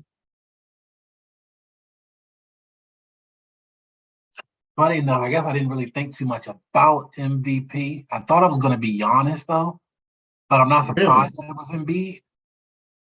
But what I will say about this MVP, what are we doing with the MVP award now? Is it, who's the most valuable player, or is it like who's telling the story of the league the best that year? Because I feel like we got into a weird. I'm going to blame Russell Westbrook, and I'm sorry to do it, but I feel like we got into a weird place where traditionally we used to think of MVP as like, okay, who's the best team? Okay, well, who's like the best player on the best team? Who's making the team? Then we got to a weird place where it's kind of like, all right, we can't just keep giving it to Kobe and LeBron every year, even though we're very clearly the best player. So let's give it to some other people.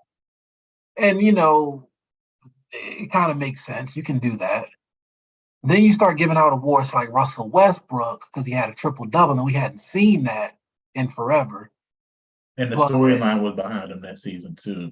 yeah, then Jokic gets it because he's just so efficient. And see, that's why I feel like it gets kind of weird because it's like no matter what Jokic would have done this year, we can't give him a third one. I'm not saying that to say that Embiid doesn't deserve it. Don't get me wrong. I'm just curious to see where the awards are going to go in the near future. Okay, so we're in a. I agree with you. We've been in a weird spot with MVP for a long time though, because if this was the case, Shaq would have 3 or 4, Kobe would have 3 or 4, Dirk Nowitzki, no disrespect, would never have won one. Steve Jordan would Nash got have. two. That's what I'm saying. He took Shaq's. I'm not going to no disrespect to Steve Nash. British Canada. RJ Barrett is your godson. Teach him how to pass respectfully. Just a bit more playmaking. But I will say, what Clay? That was a travel. I'm sorry. Score 57-50. Golden State right now. But what was I even? What was I even saying? I'm sorry. I just watched that walk Weird, to China he weird, just did. weird space with the MVP Right, award. weird space for MVPs. If this was the case, the best players, because you could argue some of those. Derrick Rose, youngest MVP, he would not have an MVP right now. LeBron just took a charge. That's why it don't need to go. I'm sorry. I love it. I love it. Derrick Rose wouldn't ever be the youngest MVP. Um, I won't put too much on Russ and say it started with him. That season, James Harden was the MVP. And to prove it, when they had, I think that was the first year they started and then stopped 2 years after when they had the players vote, like on their own quote unquote, what you call Russell Westbrook won the media's MVP, but James Harden won the players MVP. That's when it started. That was because the players always, if the players directly disagree with the media, it's always been a thing, they only watch the game, whatever. The narrative was behind Westbrook, but the fact that didn't he get 2 off of that? Didn't he get 2 off the triple double? Or was it the one? Hang on, MVP winner. Let me not lie to the people. But even that one threw it off, and then you gave 2 to Jokic back to back. I thought that Giannis should have won one of those. I thought Embiid should have won one of those. Okay, yeah. So I'm not gonna lie, Steph Curry shouldn't have won one of those. Kevin Durant wouldn't have one. LeBron was better than him that season. And see, that's what maybe they need to. I don't know. Maybe there needs to be another award. But I mean, I guess there's no point in like normally. Well, I don't know. I feel like the best player in the league is kind of up in the air right now. But we're kind of used to seeing like there are just stretches, right? Like you said, like there was just a point where we knew for half a decade, Shaq's just the best player. It's just that simple. There's nothing to do with him. LeBron went, what, 10, 15? Well, no, I mean, not 5, but let's say 10 years where we know LeBron's the best player in the world. There's In no doubt about LeBron's peak. So he won 09. He won 2010. 11, Derrick Rose won. That should have been a LeBron season, no disrespect. And then LeBron took that personally and guarded Derrick Rose and said, "Get out of my playoffs." Then he went to lose the finals. So we get it. 2012 he won. 2013 he won. 2014 was Kevin Durant. 2015 and 16 was Steph.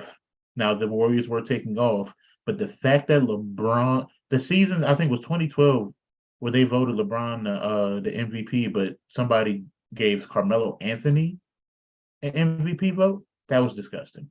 That's the only reason he didn't win unanimous. But then after that, you got, so that's what, 1, 2, 3, 4, 5, 6 LeBron could have won in a row. Because Kevin Durant wasn't the best player in the league that year. But anyway, I think the problem has been a huge thing because like Tim Duncan won the MVP 2 seasons in San Antonio. He was good, but Shaq was still Shaq. And you could argue like Steve Nash having 2, that shouldn't have happened. Kobe, Dirk and Steve Nash winning them when Kobe was being Kobe, that's crazy, respectfully. I think one season, I might be lying, but I think one season D Wade had more votes than Kobe for MVP. That should never happen. No disrespect to D Wade. He's one of my favorite. He's honestly one of the reasons I fell in love with basketball, but watching how hard he played. But Westbrook winning and then James Harden. Giannis, Jokic, and Embiid. Giannis should have probably won 3 in a row. And that's then, why I feel like that's why I say with the award, it's kind of weird because even if somebody is the best player 3 years in a row, I just don't think we're going to give it to anybody 3 years in a row. Because it's not even just about if you're the best player, it kind of has to be a story with it. yeah, I'm glad that Joel Embiid did win, partially for selfish reasons, you know. Shout out to FanDuel. Shout out FanDuel, hey, if you would like to fund a few parlays, please let us know. Sure. Down the line, of course. We're objective. We got to earn it. But see, like people saying, "Oh, Joel Embiid didn't earn the MVP this year," compared to Jokic's last 2 seasons. Okay, so when Jokic won it the first season, he won 56 or 57% of his games. Oh no, his field goal percentage, was 56. It's 57. And then it was 26 points and then 27 points a game, 10 rebounds or 11 rebounds and 14 rebounds a game, 8 assists, and then 0.7 blocks and 0.9, right? Joel Embiid went out and averaged 33, 55% shooting, 10 rebounds, 4 assists, and then 2 blocks a game. And at least during the regular season, the Sixers were visibly worse without him on the court. Right? Nikola Jokic, within reason, their play styles are kind of similar. I say similar enough. I guess Joel Embiid is much more dominant in the paint, quote unquote, like at least visibly dominant. Jokic is a lot quiet. I say quieter. You don't average a double-double, damn near a triple-double without having impact, right? But it's not as flashy. It's not as, because Embiid is very brute, he reminds you of an old school center. Jokic is a lot more pass to bonus like. Yeah, it's so interesting with the different styles too. I feel like the Nuggets play such a more team-centric style. Indeed. And I think we're going to see this actually that comes with the Celtics and Sixers series. There are going to be moments and possessions. It's like the Sixers offense will just stop. And maybe it should because Joel Embiid is an MVP level player and it will just kind of get to him and he'll make a play. And my point in saying that is it's even that's what makes it so hard to kind of judge as well. When we talk about like quiet numbers, sometimes honestly I feel like we forget about Jokic over in Denver, and you just look up and say, "Oh, they're still in the first seed, huh?" You do. I will say that's what I was saying last pod. I've seen it's like, okay, hey, Jokic has been on the streak of 22, 8, 22, 12, 22, 3, and 12 assists, whatever, and it's like. And then so we go on a hot streak, but the same play style. he will. The same Jokic that can shoot 15 to 30 shots can shoot 12, can shoot 10. And as long as it gets the W, that's the play that he's willing to make. Joel Embiid makes the 76ers run. And statistically, Jokic had one of the best shooters on the wing three. I think it was Michael Porter Jr. I know it was an ESPN video. You can look it up. But they did like the best shooters, like from hottest and coldest shoots from each spot on the floor. Michael Porter Jr. was one of the most consistent 3-point shooters from that wing three spot. So he had a consistent target, he make like 57% from that spot. No, he didn't shoot every shot from there, but it's the principle, He had one of the best shooters in the league to pass to. Meanwhile, the 76ers, James Harden was in and out at times. And then James Harden had to readjust his game. I think he did lead the league in assists, so shout out to him for adjusting, like making that transition. But it wasn't always it wasn't as black and white as the Nuggets offense was, Like Jokic doesn't make you feel, I hate to say it, but if you say it, sometimes you forget he's over there. So it's not as Joel Embiid giving you 40 points. It's like, oh, Joel Embiid just scored 40 points. Whereas Jokic scored 40 points, like, hey, cool, he scored 40. It's not the same when you're playing. Draymond needs to work on that layup for as much as he takes it. That running kind of high off the glass sky hook. Mm-hmm. He needs to work. Like he takes it and he just like front rimmed it off the glass. I feel like he needs to work on that a little bit more. They call that a foul, a loose ball foul. Oh boy! All right, the refs are reffing, and the Lakers are down 11 right now. I think they overturned that charge call, by the way. So that might have actually been it on that. But whatever. All right, so. But yes, to wrap that up, congratulations to Joel Embiid, essentially, is what we were trying to say there in that long-winded explanation. Right. And also, no disrespect. Please do not disrespect Joel Embiid because you didn't say, I've heard a take this like, we just want Joel Embiid to win it so everybody can shut up. Like he just kind of got it. You didn't do that when Kobe got his one. You didn't do that when Kevin Durant got his one. You didn't do that when James Harden got his one, because that could have been a, here, dude, you played well, just take it. That could have been that. You could have done that with Russ's, and you didn't. You celebrated them. Enjoy the moment, celebrate it. Keep on pushing this basketball. But he's going to need to get out of this series. Does he? Yes. Could the Jokic get out of his? Against the Suns? Out of the last, no, I know he got out of his series. Like, but I'm saying, but those years he won MVP. Previous years. Because out of the last 1, 2, 3, 4, 5, 6, 7 MVPs, only one of them has a ring, and he just got kicked this year. Yeah. To that point, that's part of the problem with Jokic, and part of the reason that it is forgotten is because we didn't see you put up the numbers. You're winning MVP. Okay, so they're telling us that you're the best player in the league. And it's not translating to the postseason. So now he wins it again. We don't believe him. He shows again. It's not translating.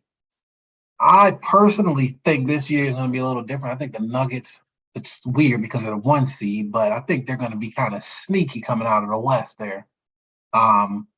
They are, I believe, because if Jamal Murray has a bubble replay, they're unstoppable. If he doesn't, they're definitely. I don't know that any player goes playing the Nuggets thinking, man, we definitely gonna lose tonight. Mm-hmm. So that's my end of it. That's the end of my little MVP with the comment. Just treasure the fact that Joel Embiid won one. He played well. He has similar or comparable stats too. He impacts winning on his team. That's the MVP this year. Suck it up. Way too early prediction. Who do you think's MVP next year? Next season. I'm going with Giannis again. He tried to get on that podium talking about, it's not a failure. I think it pissed him off. I think he's going to be a problem next year. He got to make free throws for that. I'm going to... Tatum? No, surprisingly enough. Brown? No. Nobody from the South. Nobody. I have to be the objective Celtics fan on this podcast because there aren't enough of us on in media, I believe. All right, I'm gonna say it. Luca. Wait. Where my lens at? Wait. Hang on. Oh, no. All right, now we're getting into the bit. All right. And just Joe's face. Like, all right, bro. Luca. Hey, Luca, I need you to give me, bro. Please. You have everything you need. I know this isn't Kobe motivating Giannis. He has everything he needs except for a team. Russell Westbrook did it. And I Oh, love Russ. Russell Westbrook did it. All you need is the storyline. You already have it. They gave you Kyrie, the team ruiner. We don't even know. We don't even know where he's going. They took away Dorian Finney-Smith from you, the only other defender on your team. Sit in the chair, work on your defensive slides, go sit with Patrick Beverly and Gil, watch some footage, and go get the MVP. Just make the playoffs. The sixth seed. That's what Russ had. Russ had the sixth seed. Go get you the sixth seed. Don't do the play-in. They ain't gonna give it to you. Not no more. Not no more. Go get you the MVP. All right. see, this is the exact problem right there. Don't be worried about the MVP. Go get back in the playoffs. That's what you need to be focused on. Well, the first thing you need to be focused on is getting Kyrie out of town at all costs. I included getting the playoffs. Get the sixth seed. That's all you need anymore. Because Russ had the sixth seed. Oh, this is ridiculous. This is Russ had the absolutely sixth. ridiculous. Who's the only player you know in our generation have a 60, 20, and 20? Average 60, 20, and 20? No, to have a 60-point game with 20 rebounds and 20 assists. Oh, yeah, Luka can hoop. I just don't see it next year. I think it's a possibility, like in his career, but I feel like Dallas, they gotta. Next season, Luka, work on you. All you need is to make 30 defensive plays that are highlight worthy. And that's all anybody gonna talk about all season. You get Kyrie out of there. Now you got the storyline behind you. You don't even have an all-star. You got it. I promise you. He's not going to be able to make any highlight plays defensively because he's going to be their entire offense as he already is. That's why I said 30. You got 82 games to make 30 plays. Y'all, Hey, you can do it. You can do it. what you All need right. to do is make sure Kyrie's out of town. And speaking of people being out of town, the Memphis Grizzlies announced that under no circumstances, okay, if nobody else wanted to sign for Memphis, they wouldn't bring him back. They would just not field a team, right? If Jesus came down and said, listen, y'all need to bring Dylan Brooks back, they said no circumstances, right? There's nothing that could happen in existence that would bring Dylan Brooks back to Memphis. Now, Dre, listen, we've been sports fans our entire lives. I've never heard a team, and there's been some folks can get away with some crazy things, Dre, to hear under any circumstances for them to put that on a report. What are your thoughts? What do you think Dylan Brooks did to piss them off that bad? He talked about poking a bear. The only bear he poked was the Grizzlies.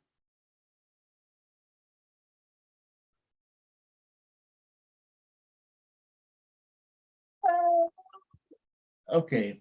You might have to name this podcast. Skip Bayless might be cooking with with Crisco.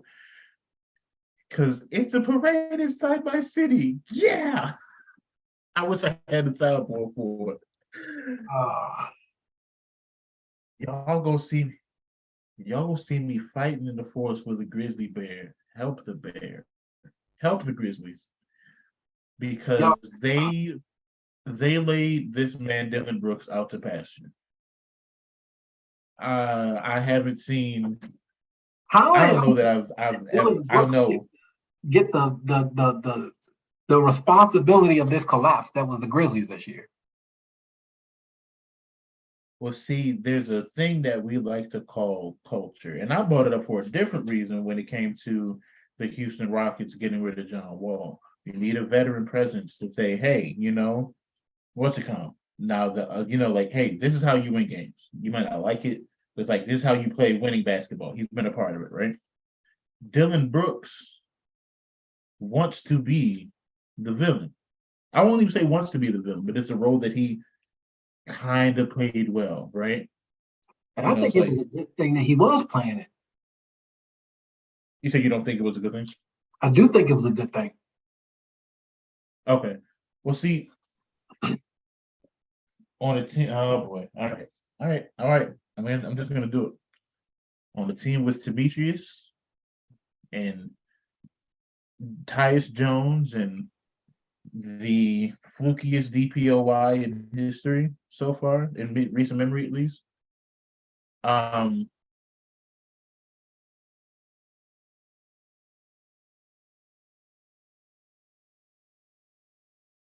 Great. Did we lose you? Apologies, y'all. Technical difficulties. So I'll just give my thoughts really quickly on Dylan Brooks and the Memphis Grizzlies. I think that an important thing to understand about teams is that they kind of have, again, an identity, and it kind of mirrors what their city is, if that makes sense. Think the Lakers. It's kind of got to be that fast-paced glitz and glam, Oh, Dre's back. All good. Okay, yeah, I lost you too. All right, we will see what that is. We will see what that recording looks like. Okay, yeah, we might have just both been frozen. Hopefully not, though. Let me just finish my thought. I was just saying basically that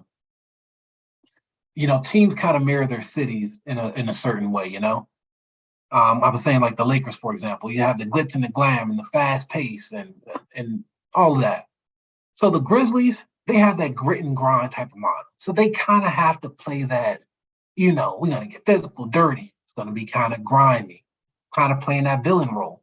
But the thing is I don't think you want to have your star player when you have a star player. It's different when your best player is Zach Randolph or Marc Gasol, right? When your best player is John Morant, outside of all of the stuff he got into this year, you don't want him to be the face of that. And that's where I think that Dylan Brooks played that role. Very light comparison I'm giving here, right? Allow Steph Curry to do his thing and cook. Steph's cocky and talks trash too. But then you got Draymond, who is like that heart and soul of that, the grittiness of it. I don't know where it switched from Dylan Brooks to being the villain, quote unquote, or all of the antics seemed fine until it wasn't. And now my question to the Grizzlies is, okay, you're not bringing him back under any circumstances. Your team's not allowed to stay in cities after away games because your star can't stay out of trouble.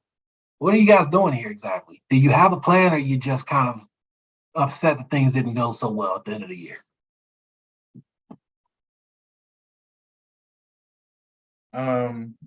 I think, as I said before, the plan was to lay him out to pasture. Yeah, as you said, you don't want your face of your team being the aggressor, quote unquote. I hear you on the letting. I was just going to use letting a Marc Gasol or a Zach Randolph be what's to come, but I'm going to take it a step further. Dylan Brooks, there's a way to play a villain and be effective and play your role. Dylan Brooks could have been a Matt Barnes, a Steven Jackson, a hell, to a much, much, much, much lesser degree, Kyle Anderson. You can be the aggressor. Oh hell, how many times have you seen hell, maybe I won't even say a JR, but the guy that's like, hey, if you knock my star player down, I'm gonna come get you. Andre Blatch wasn't, I don't believe, a beloved player, but if you knocked in a Gill or John Wall, Bradley Beal while he was still there, he's gonna be in your face. Now he won't always average 18 points, 10 rebounds, 4 assists. He's not always the top of the performance, but he had his role, he had his impact. Dylan Brooks took it, I believe, to an extreme. And because of the Grizzlies' lack of success to this point, and then because of the teams or the people, that's the thing. he already has a track record. He's been in the league like 4 or 5 years. He straight up took Gary Payton out of the playoffs last season. Straight up took him out of the playoffs, and it was, oh, I didn't break the code of basketball. You hit somebody in the head while they was in the air. Being hit in the head is disorienting anyway, but then the air, that's another like no go for basketball. Like so, like there's just certain stuff. So he's broken some of those smaller things, but then he talks a lot, but then he doesn't back it up. Like Joel Embiid talked a lot. Joel Embiid just won an MVP, right?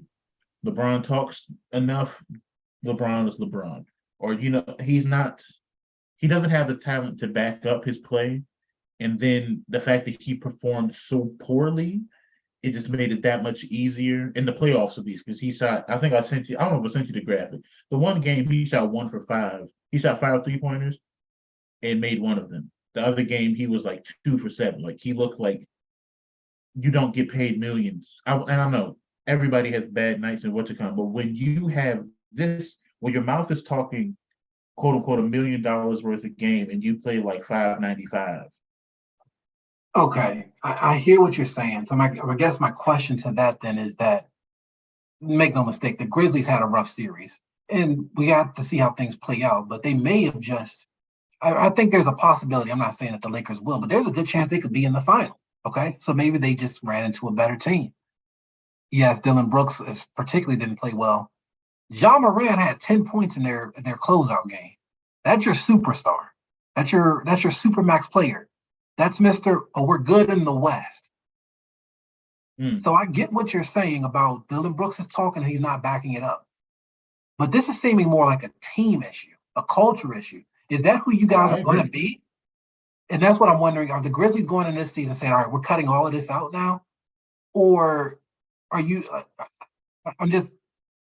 I'm just curious to see how this is going to play out. Because if they have another disappointing year next year, are we going to have a question about Ja Morant's future at Memphis? Because that's the precedent you've now set. You're talking, you're not backing it up. There's only so many players you can go through until you got to start looking at the top. True. I will say it was easier to make that decision with, that's why I said, Ja Morant, you'd rather, after all the stuff that happened allegedly this season, you saw like Ja Morant is still Ja Morant right now. I don't like his game. Personally, I believe he's going to wind up injuring himself. Like he's already been really injury prone, but he's able to recover because, no disrespect to Zion, he doesn't have the same bodily issue that Zion has, right? He's able to get back a little quicker, etc. He's been just as injury prone, but I believe the way he throws himself at the rim, he's going to wind up hurting himself and taking himself out of the game anyway. But it's easier to defend that guy than it is and say, oh, that guy was the part of the coach, like Dylan Brooks. Dylan Brooks is the part of the culture that we want to get rid of, right? Talking, not being able to back it up, and then doing more flash, like doing more showiness than actual performance. So it's easier to say, hey, you're unrestricted and you're going to want X amount of millions. We'd rather put those into several quote unquote lesser players that can fill the role that we need to around Ja, because Dylan Brooks, in theory, works. He's a 3-and-D guy. In theory, it works. But because of his antics and then the performance and then how they lost, it's easy to be like, hey, you get out of here. You didn't play well around. If he had played well and they still lost, Dylan Brooks would be on that team.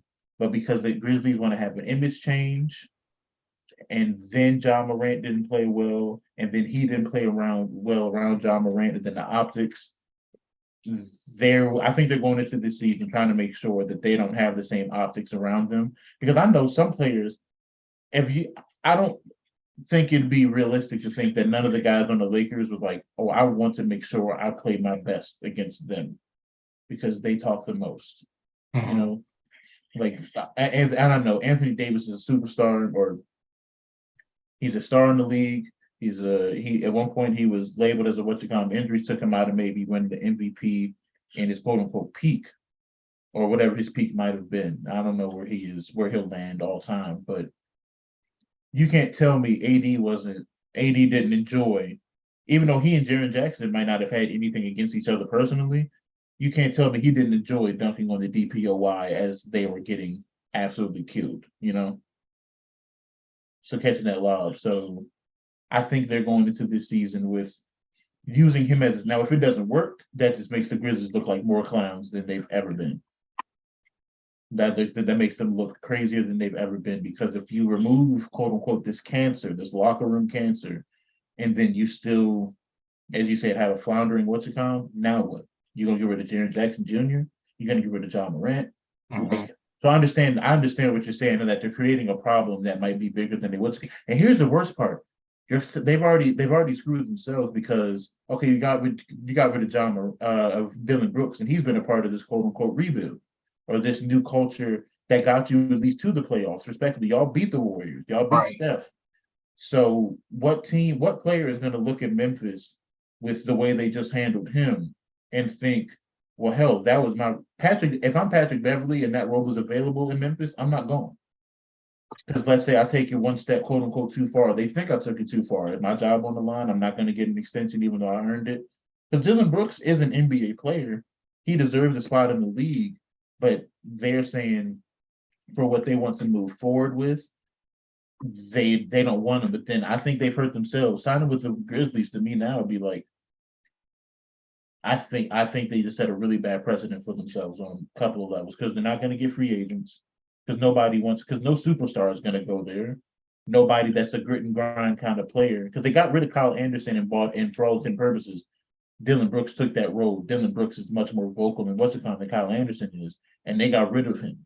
So they got rid of two guys that will do the dirty work, do all the carrying of the vocalization, and maybe a culture enhancer. I won't say culture changer, culture setter, but culture enhancer. And then they just got rid of him. So I think the Grizzlies just put themselves in a really bad spot, because you just gave John Morant $200 million. You gave Jaren Jackson Jr. He's a DPOY, so now his contract is more. Former or not, he got on his resume now. So you're gonna have to. I Go ahead. completely agree with you. I do not like that move. I'll be honest. I think it's going to come back to haunt them. I think Dylan Brooks he's not a star or anything, but I think he's a big contributor on a good team. He's a star in his role, and that is a Yes, thing. Basketball yes, people, if you don't yes. think that's real, And then I think he's going to find his way. I don't know what team quite yet, but I think he's going to make an impact on a good team next year. for I sure. think that like we said, the Grizzlies have now set a precedent. And I don't.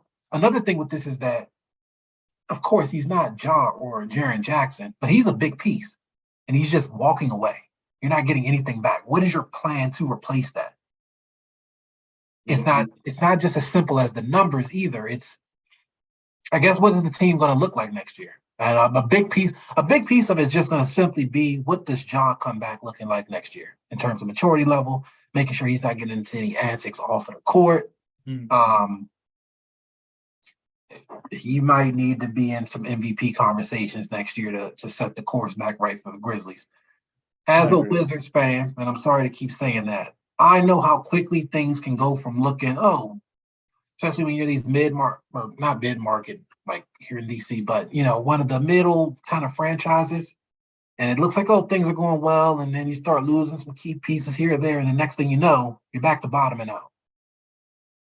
Yeah, I will say. Okay, so you asked about the early prediction for MVP. I'm gonna give you an early prediction. I wonder. I seriously wonder, because he's gonna wind up taking less. Some team will give him the money. What are the chances Dylan Brooks winds up on the Lakers next season?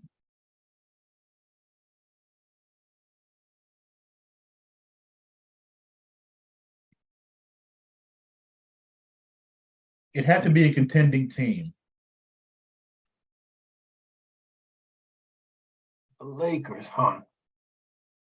It has to be a contending team that picks him up, and that he will have to, if he was up to maybe make 15 to, hell, when I was about to say with his impact with the playoffs and the way that the Grizzlies just set him up. Yeah. Maybe before he was set up to maybe make like 22 to 20, 15 to 12, I'll say 17 to 22 a season, right? There are teams that have that money, but you don't want him there with younger players because they don't know who they are. You don't want him to mess that with I think that's part of the problem. They had no vets. I don't think that behavior carries on if Zach Randolph is there. If, a Jay Crowder is actually They need to playing. give a call. I don't know what his contract looks like. They need to give a call to the Kings though and get Harrison Barnes in the building. I think Harrison Barnes is Solid the vet. quintessential. He can take some young guys and get them to being kind of good. And I think he's got the Kings to like as far as he's going to take them. Same thing with the Warriors. He was there when they got to a point. I was like, all right, have a nice career. Right, and there's nothing wrong with that role. That is actually more respectable than people really know. I'm gonna say, I think it has to be a contending team. I don't see him working on the Warriors.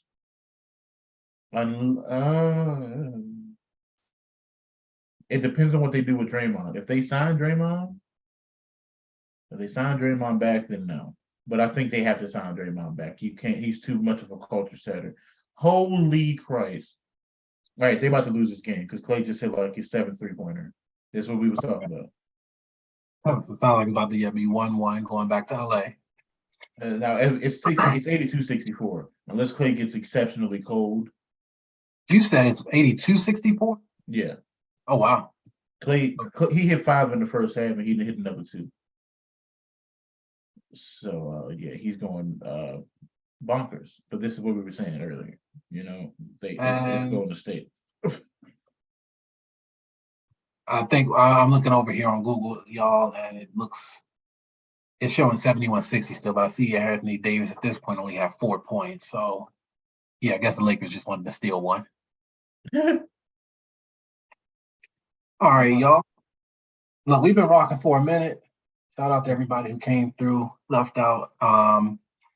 We had one more topic that I had on the docket, and that was to do a quick WNBA season preview. And I had a little tangent, but Ray, how you feeling? Do we want to get into a tangent or we need to keep it chill? I can let you cook. You most of the time I feel like I talk too much anyway on the pod, so and it's something I know you're passionate about, so I'm gonna let you cook. Definitely passionate about the WNBA. Let me give y'all a little bit of a story here. When I was a young child, my mother, she had, through the company she worked for, they had the suite. It used to be the MCI Center, then Verizon Oh Center, my Capital One God. Arena. Yeah, back in the day. Wow. They had the season tickets to the Mystics. So we used to stay in there. So the interesting thing to know about the Mystics is that, and this was kind of controversial, because we had banners in there. It was kind of like, why do we have banners for that? But the Mystics used to have like the highest attendance of all the WNBA teams. So going in there, it was like seeing an NBA game. It was over 10,000. It was packed. I remember we had Nikki McCrae and Crystal Langhorne coming through. It was an event. With that being said, I've always had a close connection to my Mystics and always wanted to see the success of the WNBA and most importantly, the Mystics, but the league as a whole. A lot of conversations happen over the years about different things. So I wanted to just give some of my thoughts as to what I think the WNBA needs to continue growing in this time. But first, just want to do a quick preview. The WNBA preseason actually starts tomorrow.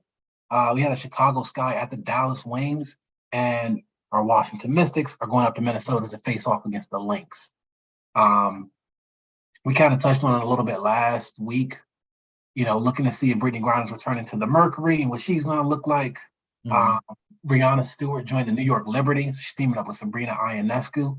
Want to see what they're looking like. Are the Aces going to be able to repeat? And for the Mystics, this is the most two things I'm excited for. One, we have the return of Christy Tolliver. She was a part of our championship team, went to the University of Maryland. She's like she got a nice little handle and a nice little shot. Okay, I got a note on her. When I did a rebuild on the Mystics, she carried. Yes. Carried. Oh my God. It was just Had a lot of underrated fun. veteran presence. He's also was a coach on the like an assistant coach for the Washington Wizards as well. So basket Okay. through and through. The most exciting thing though is that they came out this week and Elena Delle Donne said, Elena Delle Donne, by the way, is like the best player on the Mystics currently. And she Mm-hmm. said that she's planning on playing every game this season. I know that sounds kind of weird for most folks. It's like, oh, I plan on working every day I go to work this year. Yeah, you should play every game. She's been dealing with injuries for the past couple of years, though, and she's kind of been on like a load management. So they've had plans to like restrict minutes and, Okay. miss out on some games. So that's relevant because one, the WNBA season is a little bit longer this season because there's no like FIBA World Cup or it's not the Olympics. So they're going to be playing 40 Oh, games. Mm. okay. They'll Okay. be playing 40 games, and she's not planning to miss any. So that means that we're assuming she's completely healthy. I'm thinking, and this might be a little biased, we're going to get a Elena Delle Donne bounce back. She might be looking at an MVP kind of return. We haven't seen her fully healthy since our championship run back in 2019. So I'm excited for that. Okay, so that's been a minute. So Hoops and Henny Podcast, appreciate any basketball. So as the WNBA season is rolling along, I will make sure that we work in some recaps of those games as well. I'll make a commitment to actively watching more. Of course, when I see highlights, I'm all in, but to say I actively like search it, I do not, admittedly. But I will make that commitment. Because I like watching when I used to watch San Antonio's team all the time, the NBA, like NBA TV over the summer. Used to, Yeah. yeah, the stars. I used to I'm forgetting her name, but they center. She was a little, I say shorter, but freaking NBA player, like WNBA player. But she would catch that thing, and just like let it fly from the three, and it was money. I love, but that's the ball move. It was great basketball. That's all I'll say. That's all I'll say. Basketball purists, I feel like really love the WNBA because it is just so technically and fundamentally sound. There is such a team aspect to it. Now, don't get me wrong, there are definitely great players and they can have those great breakout performances, but just the game just feels different. I think sometimes people kind of equate that with it being like slower or more boring, but I don't think that's the case. I think you just have to make sure you keep an eye out for the right things. If you say the WNBA is slower and boring, and you voted or thought Nikola Jokic was the MVP this season, He was efficient, Dre. He was efficient. That's what they're gonna say.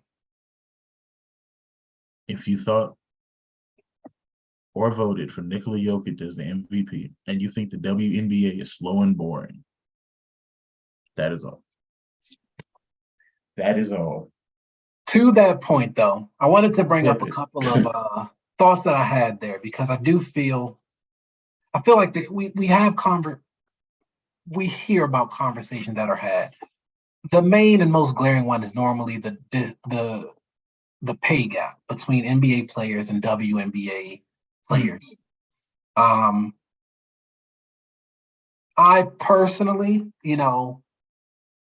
understand it from a business side and understanding where the WNBA is as a league and understanding that it's not exactly fair to compare, over 75 years of the NBA as a business, as a brand growing and marketing and having history established to a league in the WNBA who's still under 30 years old, Now, yes, it is. And there's been a lot of turnover with the teams. But with that said, I do understand some of the concerns with, again, for me, it's less about some of the pay and more so some of like the conditions they're in, like not having all of their flights chartered, for example. That's crazy. Yeah, I do. I feel like stuff like that's just a little bit, ridiculous. But I'll digress there. Couple of thoughts. I'm just going to throw these out at you, Dre. I always want to hear what your thoughts are if you have any. This is another kind of, I guess, slight surprise sort of topic. But there's a few points that I'm thinking that the WNBA needs to kind of continue to grow as a league and a brand to,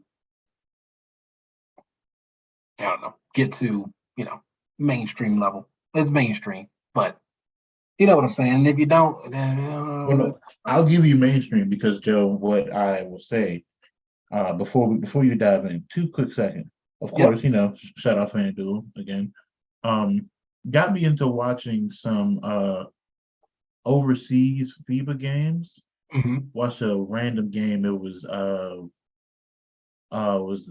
women's Australian basketball, and I can't even tell you the team names, but I watched one girl look like Steph Curry for 4 plays in a row, and then the very same person drove the lane and hit the underside of the rim for a layup, and then proceeded to get 3 turnovers back to back. Wow. And it's no disrespect to them, but that is not the WNBA. She would get cooked. Whoever you believe the worst NBA player is would cook you. Whoever you believe the worst WNBA player would look like LeBron there. No disrespect to Mhm. them. They are still professional athletes. I am not. Yet and still. Sue Bird is going down there right now dropping 85. That's all I'm saying. That's a very good I point, love Brett. Sue Bird. I love Sue Bird. Go ahead. There's a lot of talent in the league, and I feel like it's a shame that it's not getting the accreditation and the praise that it should, you know? I agree. And I don't fully know why that is. Part of it is that we do just currently have a brand for basketball, which is the NBA. But let me just pick up. We had a conversation a little bit last week, and one thing that you had mentioned was potentially letting the female players come out earlier. So rather than them having to stay, I believe, probably 4 years, you have to be at least 22 to enter the WNBA, whereas in the NBA it was 19, I believe. I personally disagree. Go ahead. I was going to say I personally disagree only more recently because of the changes of the NIL deal. That now gives the players the opportunity to make money while they're still in school. Again, the WNBA game is different than the NBA. They need to stay in school to continue like developing those skill sets. Not saying that there aren't any players who couldn't come out straight out of high school and go to the league, for example.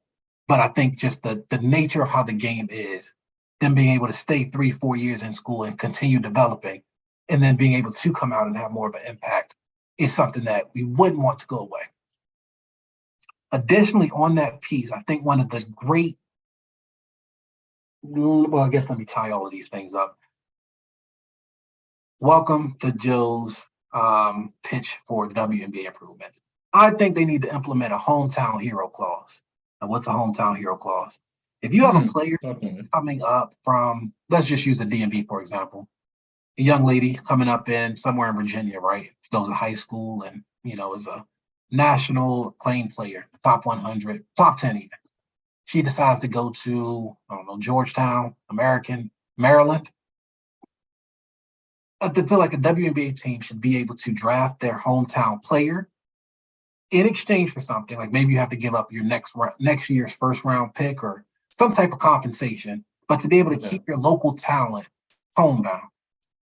My concern with not having that is that we have people who, if you're a high school star in women's basketball, you have the people who care about you. You're in college basketball, you obviously have a very strong fan base. I think as we had mentioned, right, the ratings of the women's national tournament, I think it outdid the men's this year, correct? I believe so, yeah. It was like 10 million concurrent viewers for one game. Right, and so that shows people care. So that what the problem I'm thinking is there's a drop off from the time you're leaving school because you have the tradition, you've had 4 years of marketing yourself and becoming basically a household name for that area. Mm-hmm. So if we have a young lady who leaves from Maryland and gets shipped off to I don't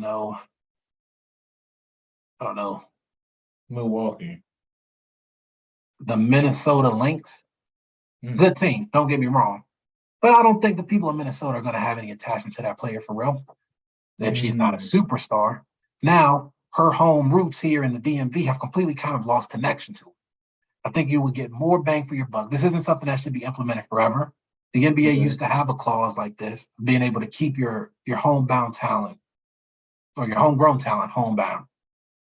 Gives you a chance to basically get your local fans more invested in the team And I feel like that energy will then translate into when you're seeing the games. And it's, oh, this team seems so connected, or these fans seem so connected to their team, ups the energy, makes the games more exciting, all around a good thing.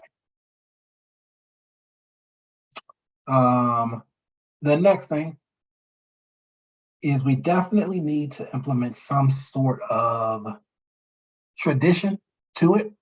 I think that's another thing that makes the college game so appealing, is that with each individual school, they have their different, just feel to the arenas, to their college games do seem a lot more exciting, for lack of a better term. And I think a lot of it does have to do with tradition. Again, I'm using Maryland as an example here. We have an extensive history of consistently having a good women's basketball program. Mm-hmm. And that in and of itself keeps a certain amount of excitement going. Now, of course, going to professional, even a college football game to an NFL game, college basketball to NBA is going to be different. But I think there is an opportunity for the WNBA to market themselves as the summer league. Understanding that it happens outside of the NBA season. It's over the course of the summer. So this is when you have kids out of school. This is when people are taking their vacations. It needs to be branded more so as hey, this is a family sort of tradition. This is just what we do. We go to the Mystics games. We go to the Sparks games. And when we go there, obviously it's basketball, but, there's also all of these other, and I'm sorry, I haven't thought that far into what the marketing would be, but you made a very valid point. Mm-hmm. Think about the big three. It doesn't have to be huge, but it's just former NBA players who still have some games, some much older, some younger. Right. Some social media, but they just allow, if you can hoop, you make the team, you go to the tryouts, you make the team, you make the drafts, they have X amount of people drafted every season. But it's sort of hey, NBA is off, WNBA is off, but we still want to watch good competitive basketball. Oh, I recognize that name. So I think that's the biggest thing. Oh, I recognize that name, and that guy played last season. So that would help. But yeah, Big Three is a perfect example of bringing in we're just for this X amount of time. I say in and out, but for professional, good basketball or competitive competition, we're in and out. But you made a valid point. Adams had a summer league. Oh, that could do great. Because I remember they had when we used to have summer camp, they had like they do now. Hey, if you come to this game or whatever, everybody in this section you get a bobblehead. But it'd be more if as you said, you have a hometown hero. That's the bobblehead. Not hey, I'm coming in. Who's who? Who's Jane Doe? Who's this? And turns out she's dropping 42, 9, and 9, but she was cooking in college, but she stayed in college so long, you started hearing other names before. And then by the time she's in the league, her star isn't as bright. So now 4 years later, she's built a fan base, but it's that college's fan base. Mm-hmm. How many of those college fan bases are going to follow each and every player too? She'd have to become your favorite player. And it's a lot harder, I think, to follow. Yeah, I get what you're saying. I like that idea though overall. And it is another thing that we have to think about too, is it does have a lot to do, even with the money, has to do with just exposure, the TV deals, the games that you're seeing. If we're again here in the DMV, we're not getting all of the Dallas Wings games. You'll see if they have a big game on or if they're playing our team. But if not, there's no, I can't say there's no way. There's the internet, obviously, but most people aren't going to go out of their way. Hey, half the time, Dre, how many times this year have you gone out of your way to find a stream to watch the Hornets play? Not at all, actually. Yes, exactly. So unless they were playing the Celtics or the Wizards, local or favorite team ball, not at all. And my point in that is just simply again exposure. And so we have to think about it from the national level. It's first really building that connection between your local people. Right. Elena Deladon, for example, our player here in the Mystics, she's from Delaware. She went to the University of Delaware. And I think that, I think that's a big reason why she stayed. And also it kind of draws in that Delaware crowd. They're the people who Right. care about. I think they're the Hornets or I don't know what Delaware's college mascot is, but the point is they have connection there.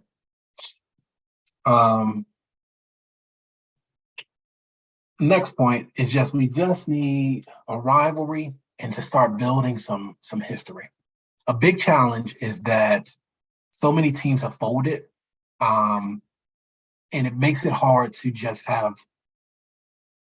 I'll be honest, need a rivalry, right? The way we talked earlier about the Celtics and the Sixers and how it just goes back years and years, and you could think about, my father didn't like the Celtics. Our grandfather, we were beefing when Wilt Chamberlain and Bill Russell were going at it, and of course that takes time to build. Right. Straight up, I'm calling out Caitlin Clark and Angel Reese. Y'all already got all types of heat.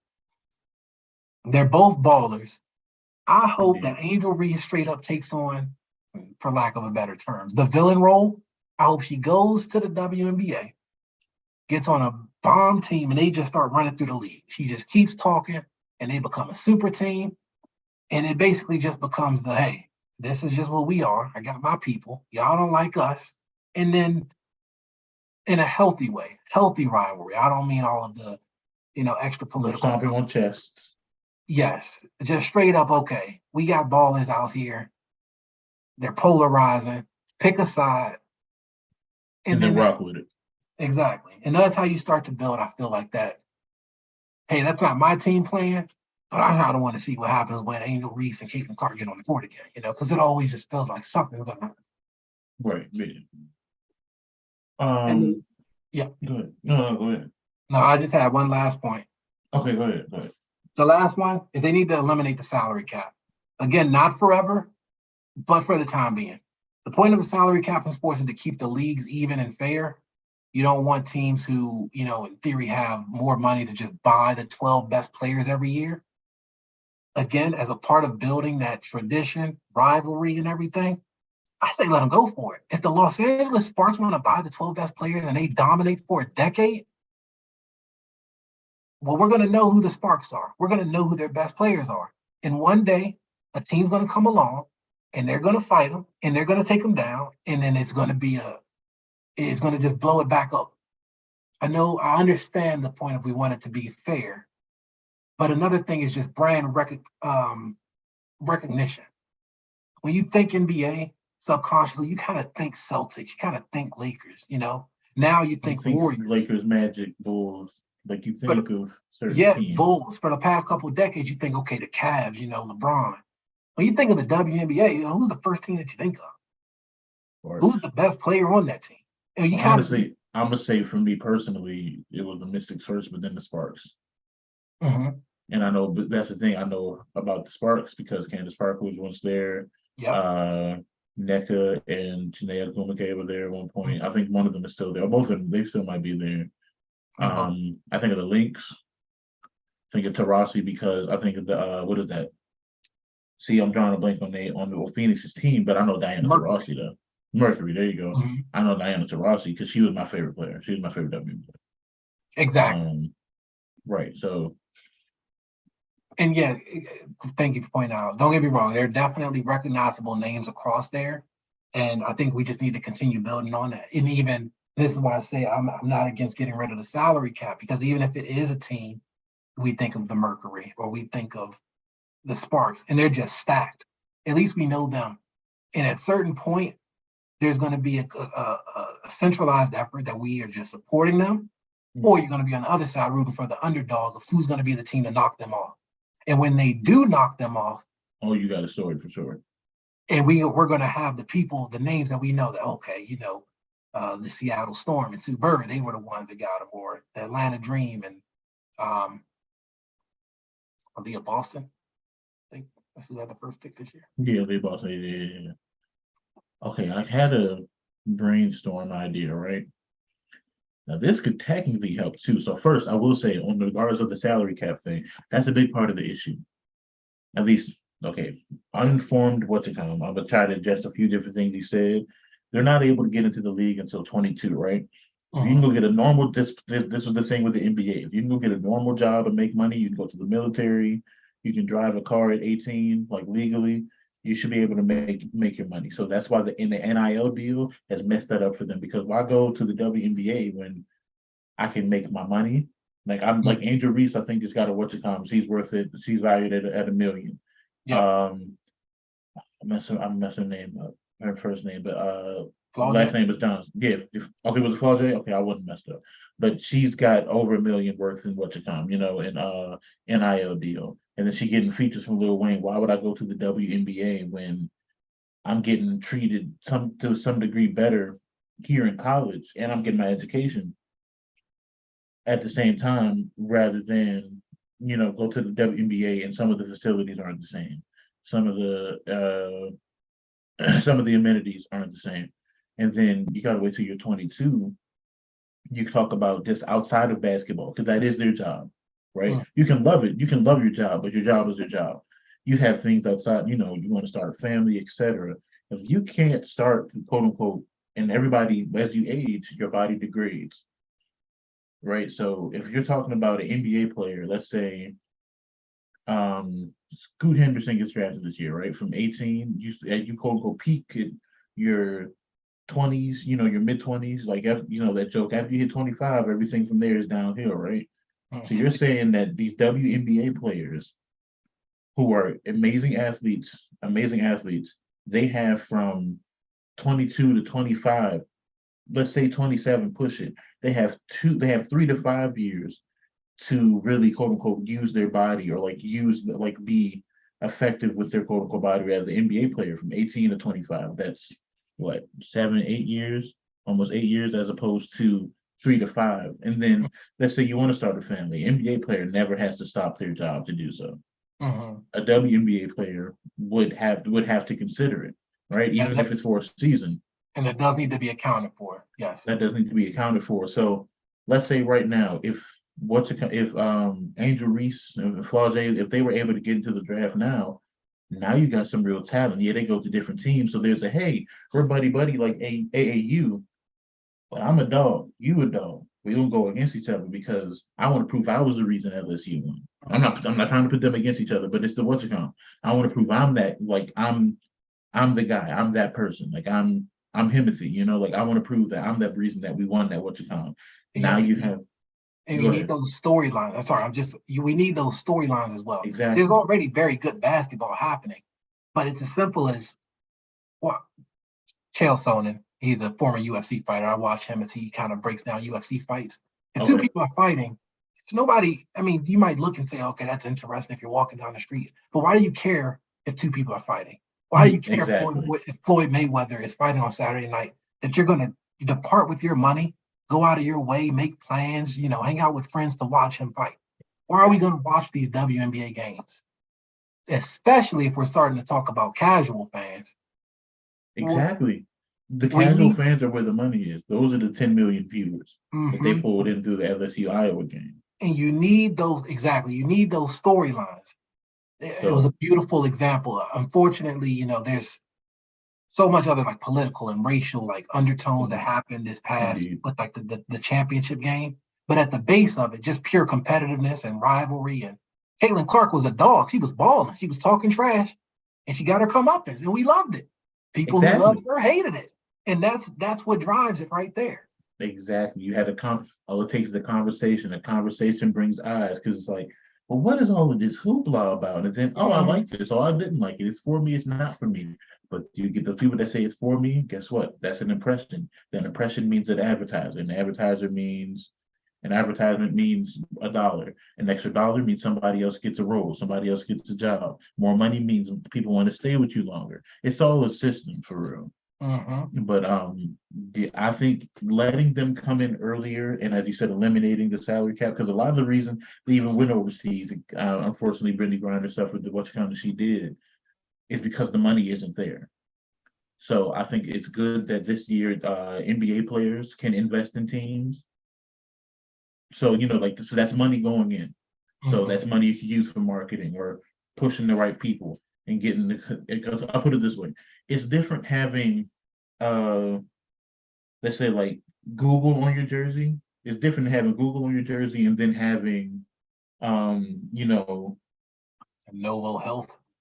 No, no. What's it called? What am I trying? Because all of those are like really big companies. It's different from having, you know, Zoom or whatever these companies are, right? And then having, like some mom and pop pizza shop. You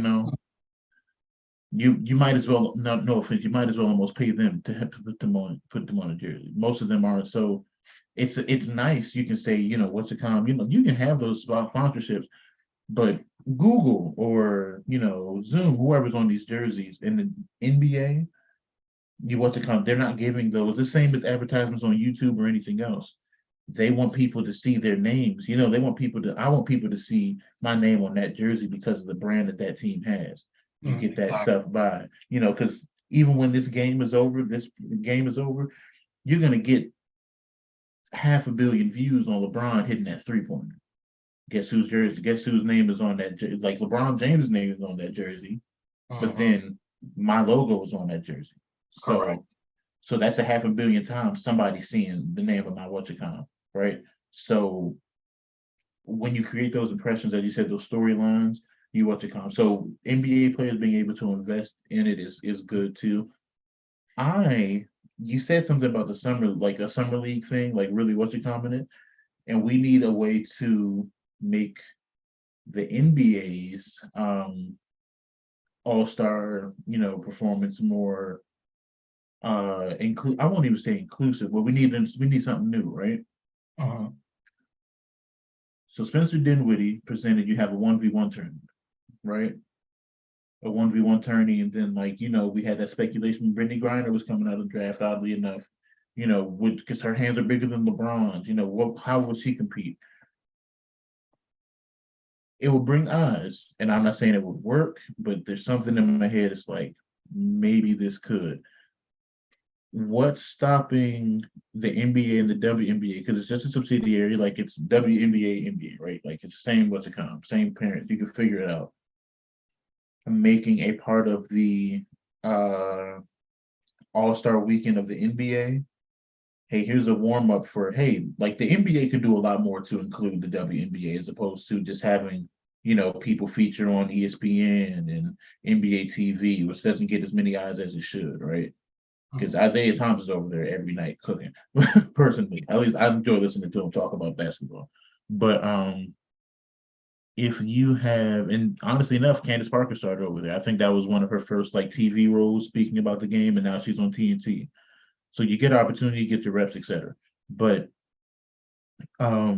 including the WNBA, including an event where it's like a 1v, so like that 1v1 tourney that Spencer Dinwiddie was talking about, it don't even have to be the top guys. It don't have to be a LeBron versus Candace Parker.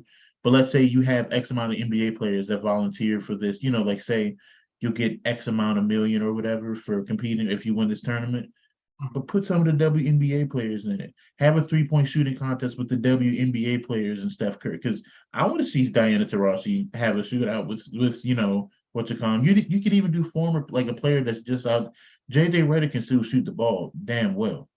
Have Taurasi and then what's it called? Like get out have the Diana Taurasi, Sue Bird, and I don't know who the next best 3-point shooter in the WNBA is, but have them as a part of the NBA's what's it called, right?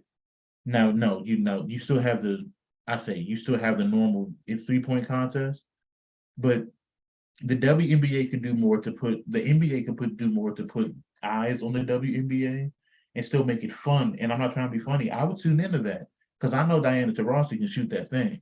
I want to see now. Clearly, I believe Steph would win it, but if Steph and Diana Taurasi in the finals, it's like and this is just fun. Like like make it a weekend in or like right or Joe, we talk about rest and money, right? Oh, okay. Now my mind is working. I don't. This could be good. This could be bad. Ray said we about to figure it out right here on live, y'all. You get rid of the play-in. Go back to the normal WhatCom, right? But you have an exhibition weekend. So everybody gets a week of rest between the end of the regular season and the playoffs, right? You could take the teams that don't make the NBA play, like don't make the playoffs, have a WhatCom because the WNBA hasn't started yet, right? This the warm up to the WNBA because hey, got like the NBA is presenting. We got this great basketball product, right? So even though it's not the guys that you're familiar with, they can hoop. I'm gonna take Jalen Green, Paolo Banchero, like the next wave of NBA stars. That's it. You take the next wave of NBA stars, you bring them in, right? The guys who are on the G League Ignite that are going to be drafted soon, right? Have committed for the draft. You bring them out. So you get eyes on the next wave of stars, right? Next NBA stars. But then you bring in the WNBA players that are cooking in there, what you call them. So you bring in, if Angel Reese was there this year, Angel Reese, Sabrina Ion, I'm gonna jack her name up. Ionescu. There you go, Sabrina Ionescu. You bring her in. If Liz was still playing, Liz Cambage, like you bring some of these women in, so it benefits the NBA because you're gonna get make it a weekend in Hawaii, like a future like a Rising Stars weekend. That's literally what you can call it, a Rising Stars weekend, right? You call it a Rising Stars weekend, so the league benefits from having you get eyes on the talent of all these new guys that are coming up, because that's part of the problem. There's so much talent in the league, you don't know who to pick. If you see Jalen Green go out there and average 40 in this little tournament or whatever, or like really show off his skills, like, oh, I want to see what he can do next season, right? So you get eyes on the NBA is what it comes by getting eyes on their next wave of guys, right? Freshman, sophomore, third year players, right? You can pick whoever you want. And then the WNBA, hey, we're going to send out some of our all stars or a select team, right? It don't got to be the top guys because they want to rest, maybe have their own business ventures, whatever. But maybe Diana Taurasi be like, I want to go out there and show Jalen Green. I got it. Now, I got a strap, whatever the case may be. Are you like implying they're playing in a game against each other? You can do a game or you could do like an all-star weekend before the younger, so like the young for like you have a select team of guys. So maybe the top 12 performing you have an all-star weekend just for them. So like you got a 1v1 tournament. So you can do a 1v1 tournament, a 3-point contest, and then a skills challenge, right? You make it a weekend in Hawaii or whatever, like some exotic so you get to expand the game into different parts of the world if you wanted to. I don't know how the borders and money works. But I don't believe it would take that much money to do it, but then you get eyes on the WNBA players, and then the WNBA players. If you see Sabrina Ionescu win, a skills challenge, and it's like, oh, she was actually moving, or they do a 1v1 tournament and she break off one of these NBA players, these upcoming NBA players, or even competes. You just want to see them compete. I want to see more of that, And then now the NBA is saying, hey, if you want to see her play, she's over there in the WNBA. That's eyes. That's impressions. All you have to have is one of them have one moment and break off one of these NBA guys because you don't see it. You always hear Candace Parker talk about, oh, I played in Chicago. I played with Quentin Richardson and whoever the case may be. I played against all these guys, and I realized I was ready for the WNBA from playing and beating them, right? So you can see that. And that's those words, those are impressions. Those impressions turn into, as you say, those advertising dollars. Maybe NBA player, and then you start seeing NBA players show up to watch it. LeBron sitting courtside, whoever the case is, X amount of celebrities that invest in these teams too. I know it would take some time to build up, but I believe Adam Silver has the right to the same spirit of David Stern in trying to progress the game. Progressing the WNBA can progress the NBA as well. And if they really are like coalesced, it could benefit everybody. It's very rudimentary, but I think it could work. That's a very interesting idea.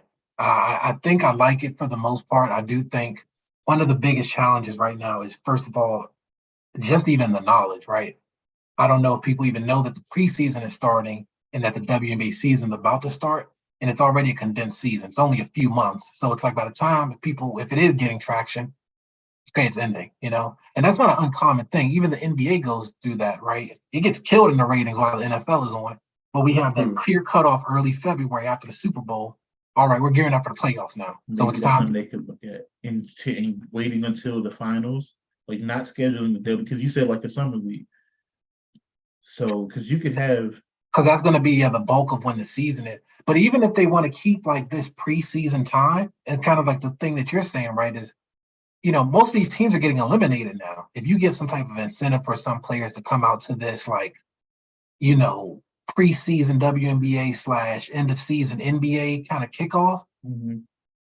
I can't say like if you do like the NBA awards because some players are still playing. You want them there if you're doing that, but you do something that incentivizes everybody to kind of get together. You get eyes there. You got to be careful, I think, with like having them compete too much because I don't want. You added something else. What's that? You can make it a Rising Stars weekend / the MV so you can have the NBA Player Awards / Rising Stars weekend, right? Mm-hmm. So I'll say / Rising Stars weekend. So you make the whole idea of the All-Star game is a celebration of basketball. Right. Women's basketball, WNBA is basketball. But you could have it so there could be incentive for those big names to be there anyway. Mm-hmm. Joel Embiid is not going to show up. James Harden, whoever. It's the same way they used to do it with like I won't say the ESPYs, but the NBA Player Awards. You include the WNBA players, and you could present, hey, you have some of the WNBA players, but then as a celebration of basketball, hey, we gotta, we're announcing, the hustle. So these new awards, the clutch player of the year, whatever. The clutch player of the year from the WNBA, the winner from that one, she presents the NBA award. And then she happens to be in the 1v1 contest, like I say happens to be, but she's incentivized. So all the big names, because people are going to want to see who wins these NBA awards. And I know they already have some. Go ahead. I was going to say that's my only, the thing. I understand these are two, like, kind of under the same umbrella, but right. I do think we have to be very careful from a brand perspective not to have them too intertwined. Dude. I don't think we have like the season awards there. Well, first of all, we couldn't do that because if it's happening around the same time, ideally, Joel Embiid's going to be playing. I'm using him because he's the MVP into mid-June, right? Their season's going to already be way underway, so this would have already happened. You don't want your players like either just completely missing out if like the awards are there, but then you wouldn't want them leaving their teams and coming as well.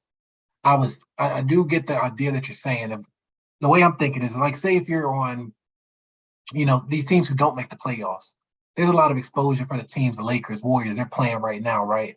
Let that be an opportunity for like some of the good guys, like you said, like Paulo Banchero, the Magic didn't make it, but a good player. Right. Say, Bradley Beal, Wizards didn't make it. If he wants to come out and let them still interact in the festivities, have it be some sort of, again, I think that the celebration of basketball of like, we have the history of the NBA, and the playoffs are happening.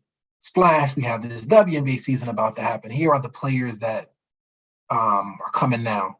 Again, basically just to get eyes on it. And then that's when you start building out the storylines there of people who don't know kind of some of the history and how players are moving around. And is this Diana Taurasi's last year? Or they're petitioning Candace Parker to make another run. So, just something like that. And I think I think the NBA did something a few seasons ago where they had like a retired Hall of Famer. Remember they had that shooting challenge? Like shooting?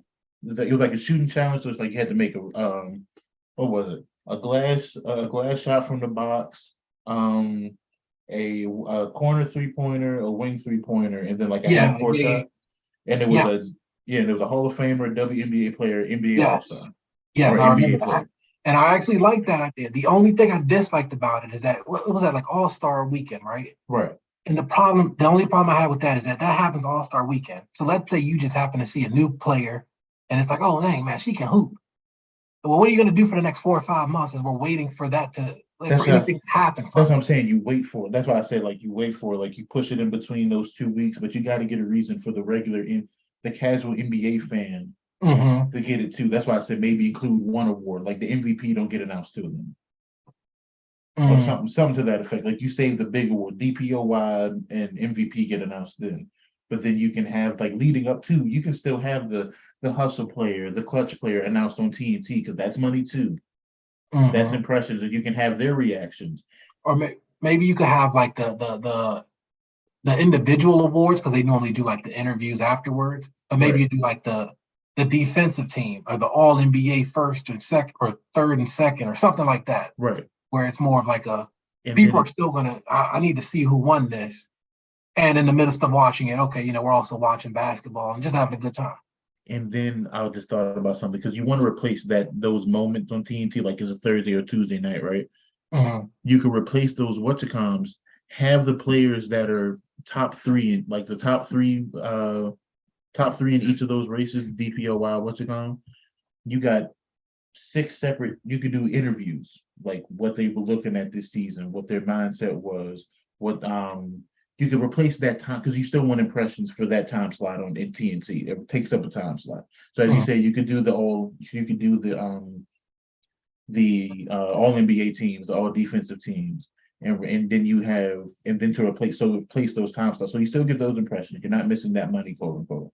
But then you get those exclusive interviews. Shaq sits down with somebody, Chuck, Kenny, maybe Candace Parker sits down with one of them, D Wade, So you still get those moments, and you get those. And now you have an interview, so now you're starting to say, well, "Wow, that guy said he was looking at X, Y, or Z." So when you get time, so you still keep that interest built up.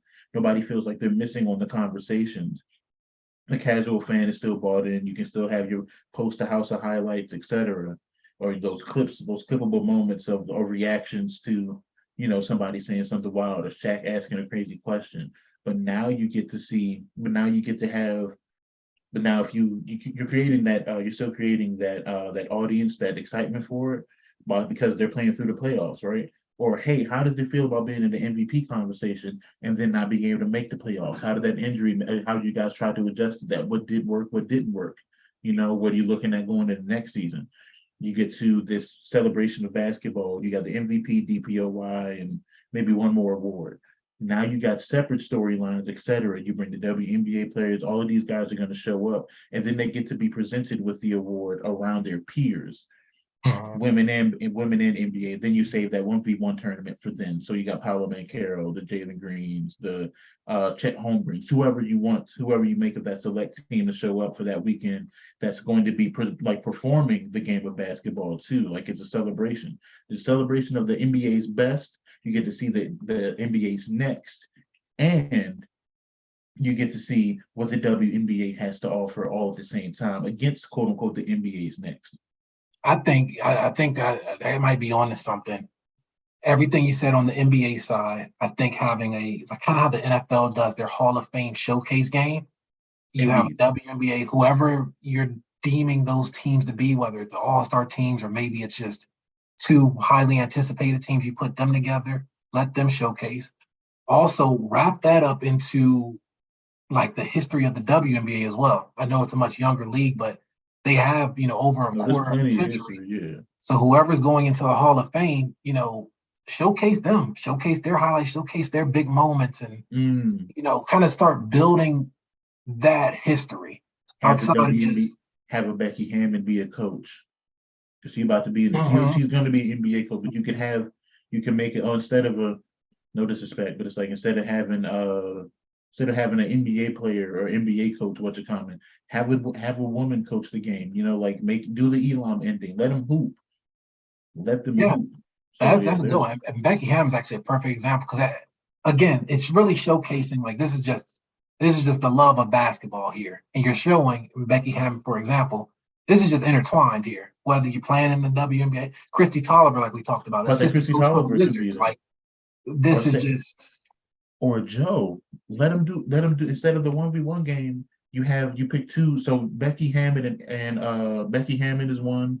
You make her a coach and you what you come. You get a pool of 6 players or 10 players from each side. Do a draft. mm, and Do a like a draft. co-ed. Yeah, I think in a that would actually co-ed game. be like, yeah, maybe. That might be it. So nobody is so you're not it's an all-star game. Everybody Yeah, can make everybody plays within chilling. their game. You Yeah, got men and women on both sides. having fun. Yeah. And then you still get to present it. So everybody's still showing up. So it's like a celebrity all-star night, but then you just out there hooping. So you might see Jaren Jackson Jr. get broke off by Christy Tolliver. Maybe she put on a jersey one time. Becky Hammond jump out there like AI Let did me in the tell Big y'all, Three Christy meeting. Tolliver, she be putting that thing up there. She'll pull from anywhere. Hey, look, that's my favorite badge, Joe. My favorite badge that 2K would never create. Get a shot meter from half court, be like, yeah, that's like I'm agreeing one of these things. Well, listen, I really appreciated this conversation. This has me even more excited for the WNBA season starting, and to hopefully we can both keep up with it. Y'all, we both work, all right. So you gotta be patient with us. We're gonna try and keep up with everything, and bring updates here. Great, we pushing on 3 hours now. This has Man, been great, but we might have to get ready and wrap this up, y'all. that's how you know it's a good conversation. That's how Yes, you sir. know it's a good conversation. Listen, thank you to everybody who, we saw some people popping in and, popping out. Please feel free if you are coming up across this afterwards, leave some comments, any feedback for us. It's going to be 1-1. Go ahead. 5 minutes left. The Warriors, they beat up on the Lakers. All right. So, We knew it would be. We knew it was going to be a back and forth. Though the Lakers was yeah, going to walk away with this one. got a couple big games tomorrow. Celtics, Sixers again, 7:30. Nuggets, Suns at 10 o'clock. We'll bring y'all. Celtics by 7. Nuggets are going to lose tomorrow night. Oh, wow. Nuggets going to lose tomorrow night. It's time for that. This the only. It's time for the Suns to pull their one out. Okay, so we're gonna have to follow up next week and see how our predictions are. Because I'm saying the Sixers tomorrow, their MVP is returning home. It's not a good look losing that one. And as I said earlier, I don't think the Suns are about to win the game. Chris Paul, Kevin Durant, his ain't. I'm not gonna speak anything on it. The Suns are done. I don't think they're winning another basketball game this year. But we're gonna see. I think tomorrow's the night of Celtics established dominant. Okay, it's always the clip. You got to get the clip. Yeah, okay. Was that game 3, right? Game 3, yep. Game 3. Celtics established dominance. Suns show playoff hope. There you go. Celtics established dominance, Suns or playoff hope. Okay. Okay. I'll take it one further. Devin Booker and Kevin Durant combined for 69 plus. I actually don't disagree with that. I think they can go for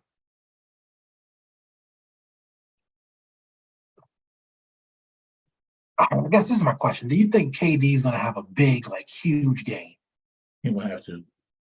I know he's going to have to, but he had to the first 2 games, and he didn't. I know Devin Booker's going to put up his points. Devin Booker's one I'm afraid of. And that's what I was going to go. Is I feel like Devin could go over 40. KD could get to 30 something. They could go I'm over less 70. concerned about Kevin Durant than I am with Devin Booker. I have no faith in Devin Booker. You have no faith in Devin Booker? No. He's been carrying. What do you mean? What you say about? I can't say carrying because they've been losing, but I'm about to say what you say about homeboy. You got to show me. Facts. I ain't had no faith in Devin Booker since that like 2016, 2017, right before they started like piecing some success together. And they was in like a Lifetime Fitness. He got double teamed because he was cooking, but he got double teamed and like threw the ball that got upset. It's like, man, we practicing. Like we got it. Like, but yeah, we're practicing, man. They get a way out of it.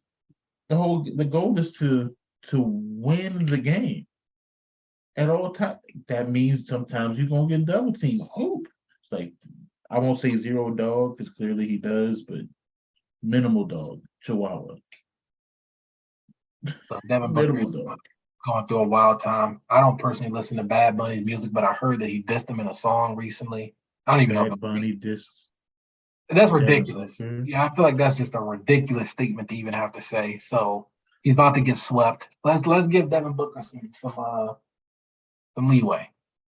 Y'all, Hoops and Henny Podcast, episode 4 overall, episode 2 of our reboot. The rebirth. Yeah. We appreciate y'all rocking with us. Indeed. Appreciate you guys tuning in. We are live on Google Podcasts, Spotify Podcasts, and this week y'all get a video on YouTube. Yes, sir. And you might get a clip. You might get a clip. As always, Joe, I appreciate you. Everybody that tuned in, I appreciate you tuning in as well. Hope you enjoy the conversation more than anything. And like, share, subscribe on YouTube. If you go on audio listeners, go ahead and submit a rating for us. I prefer 5, but I know we got time. We got to grow. But be honest. That's what we like. Rather be honest and want to rocking with us than being fake and then like, man, I hate I ever did that. so yeah, appreciate you guys. Thank you again, Joe, my brother, as always. Definitely I great appreciate you, bro. conversation. Till next week, y'all.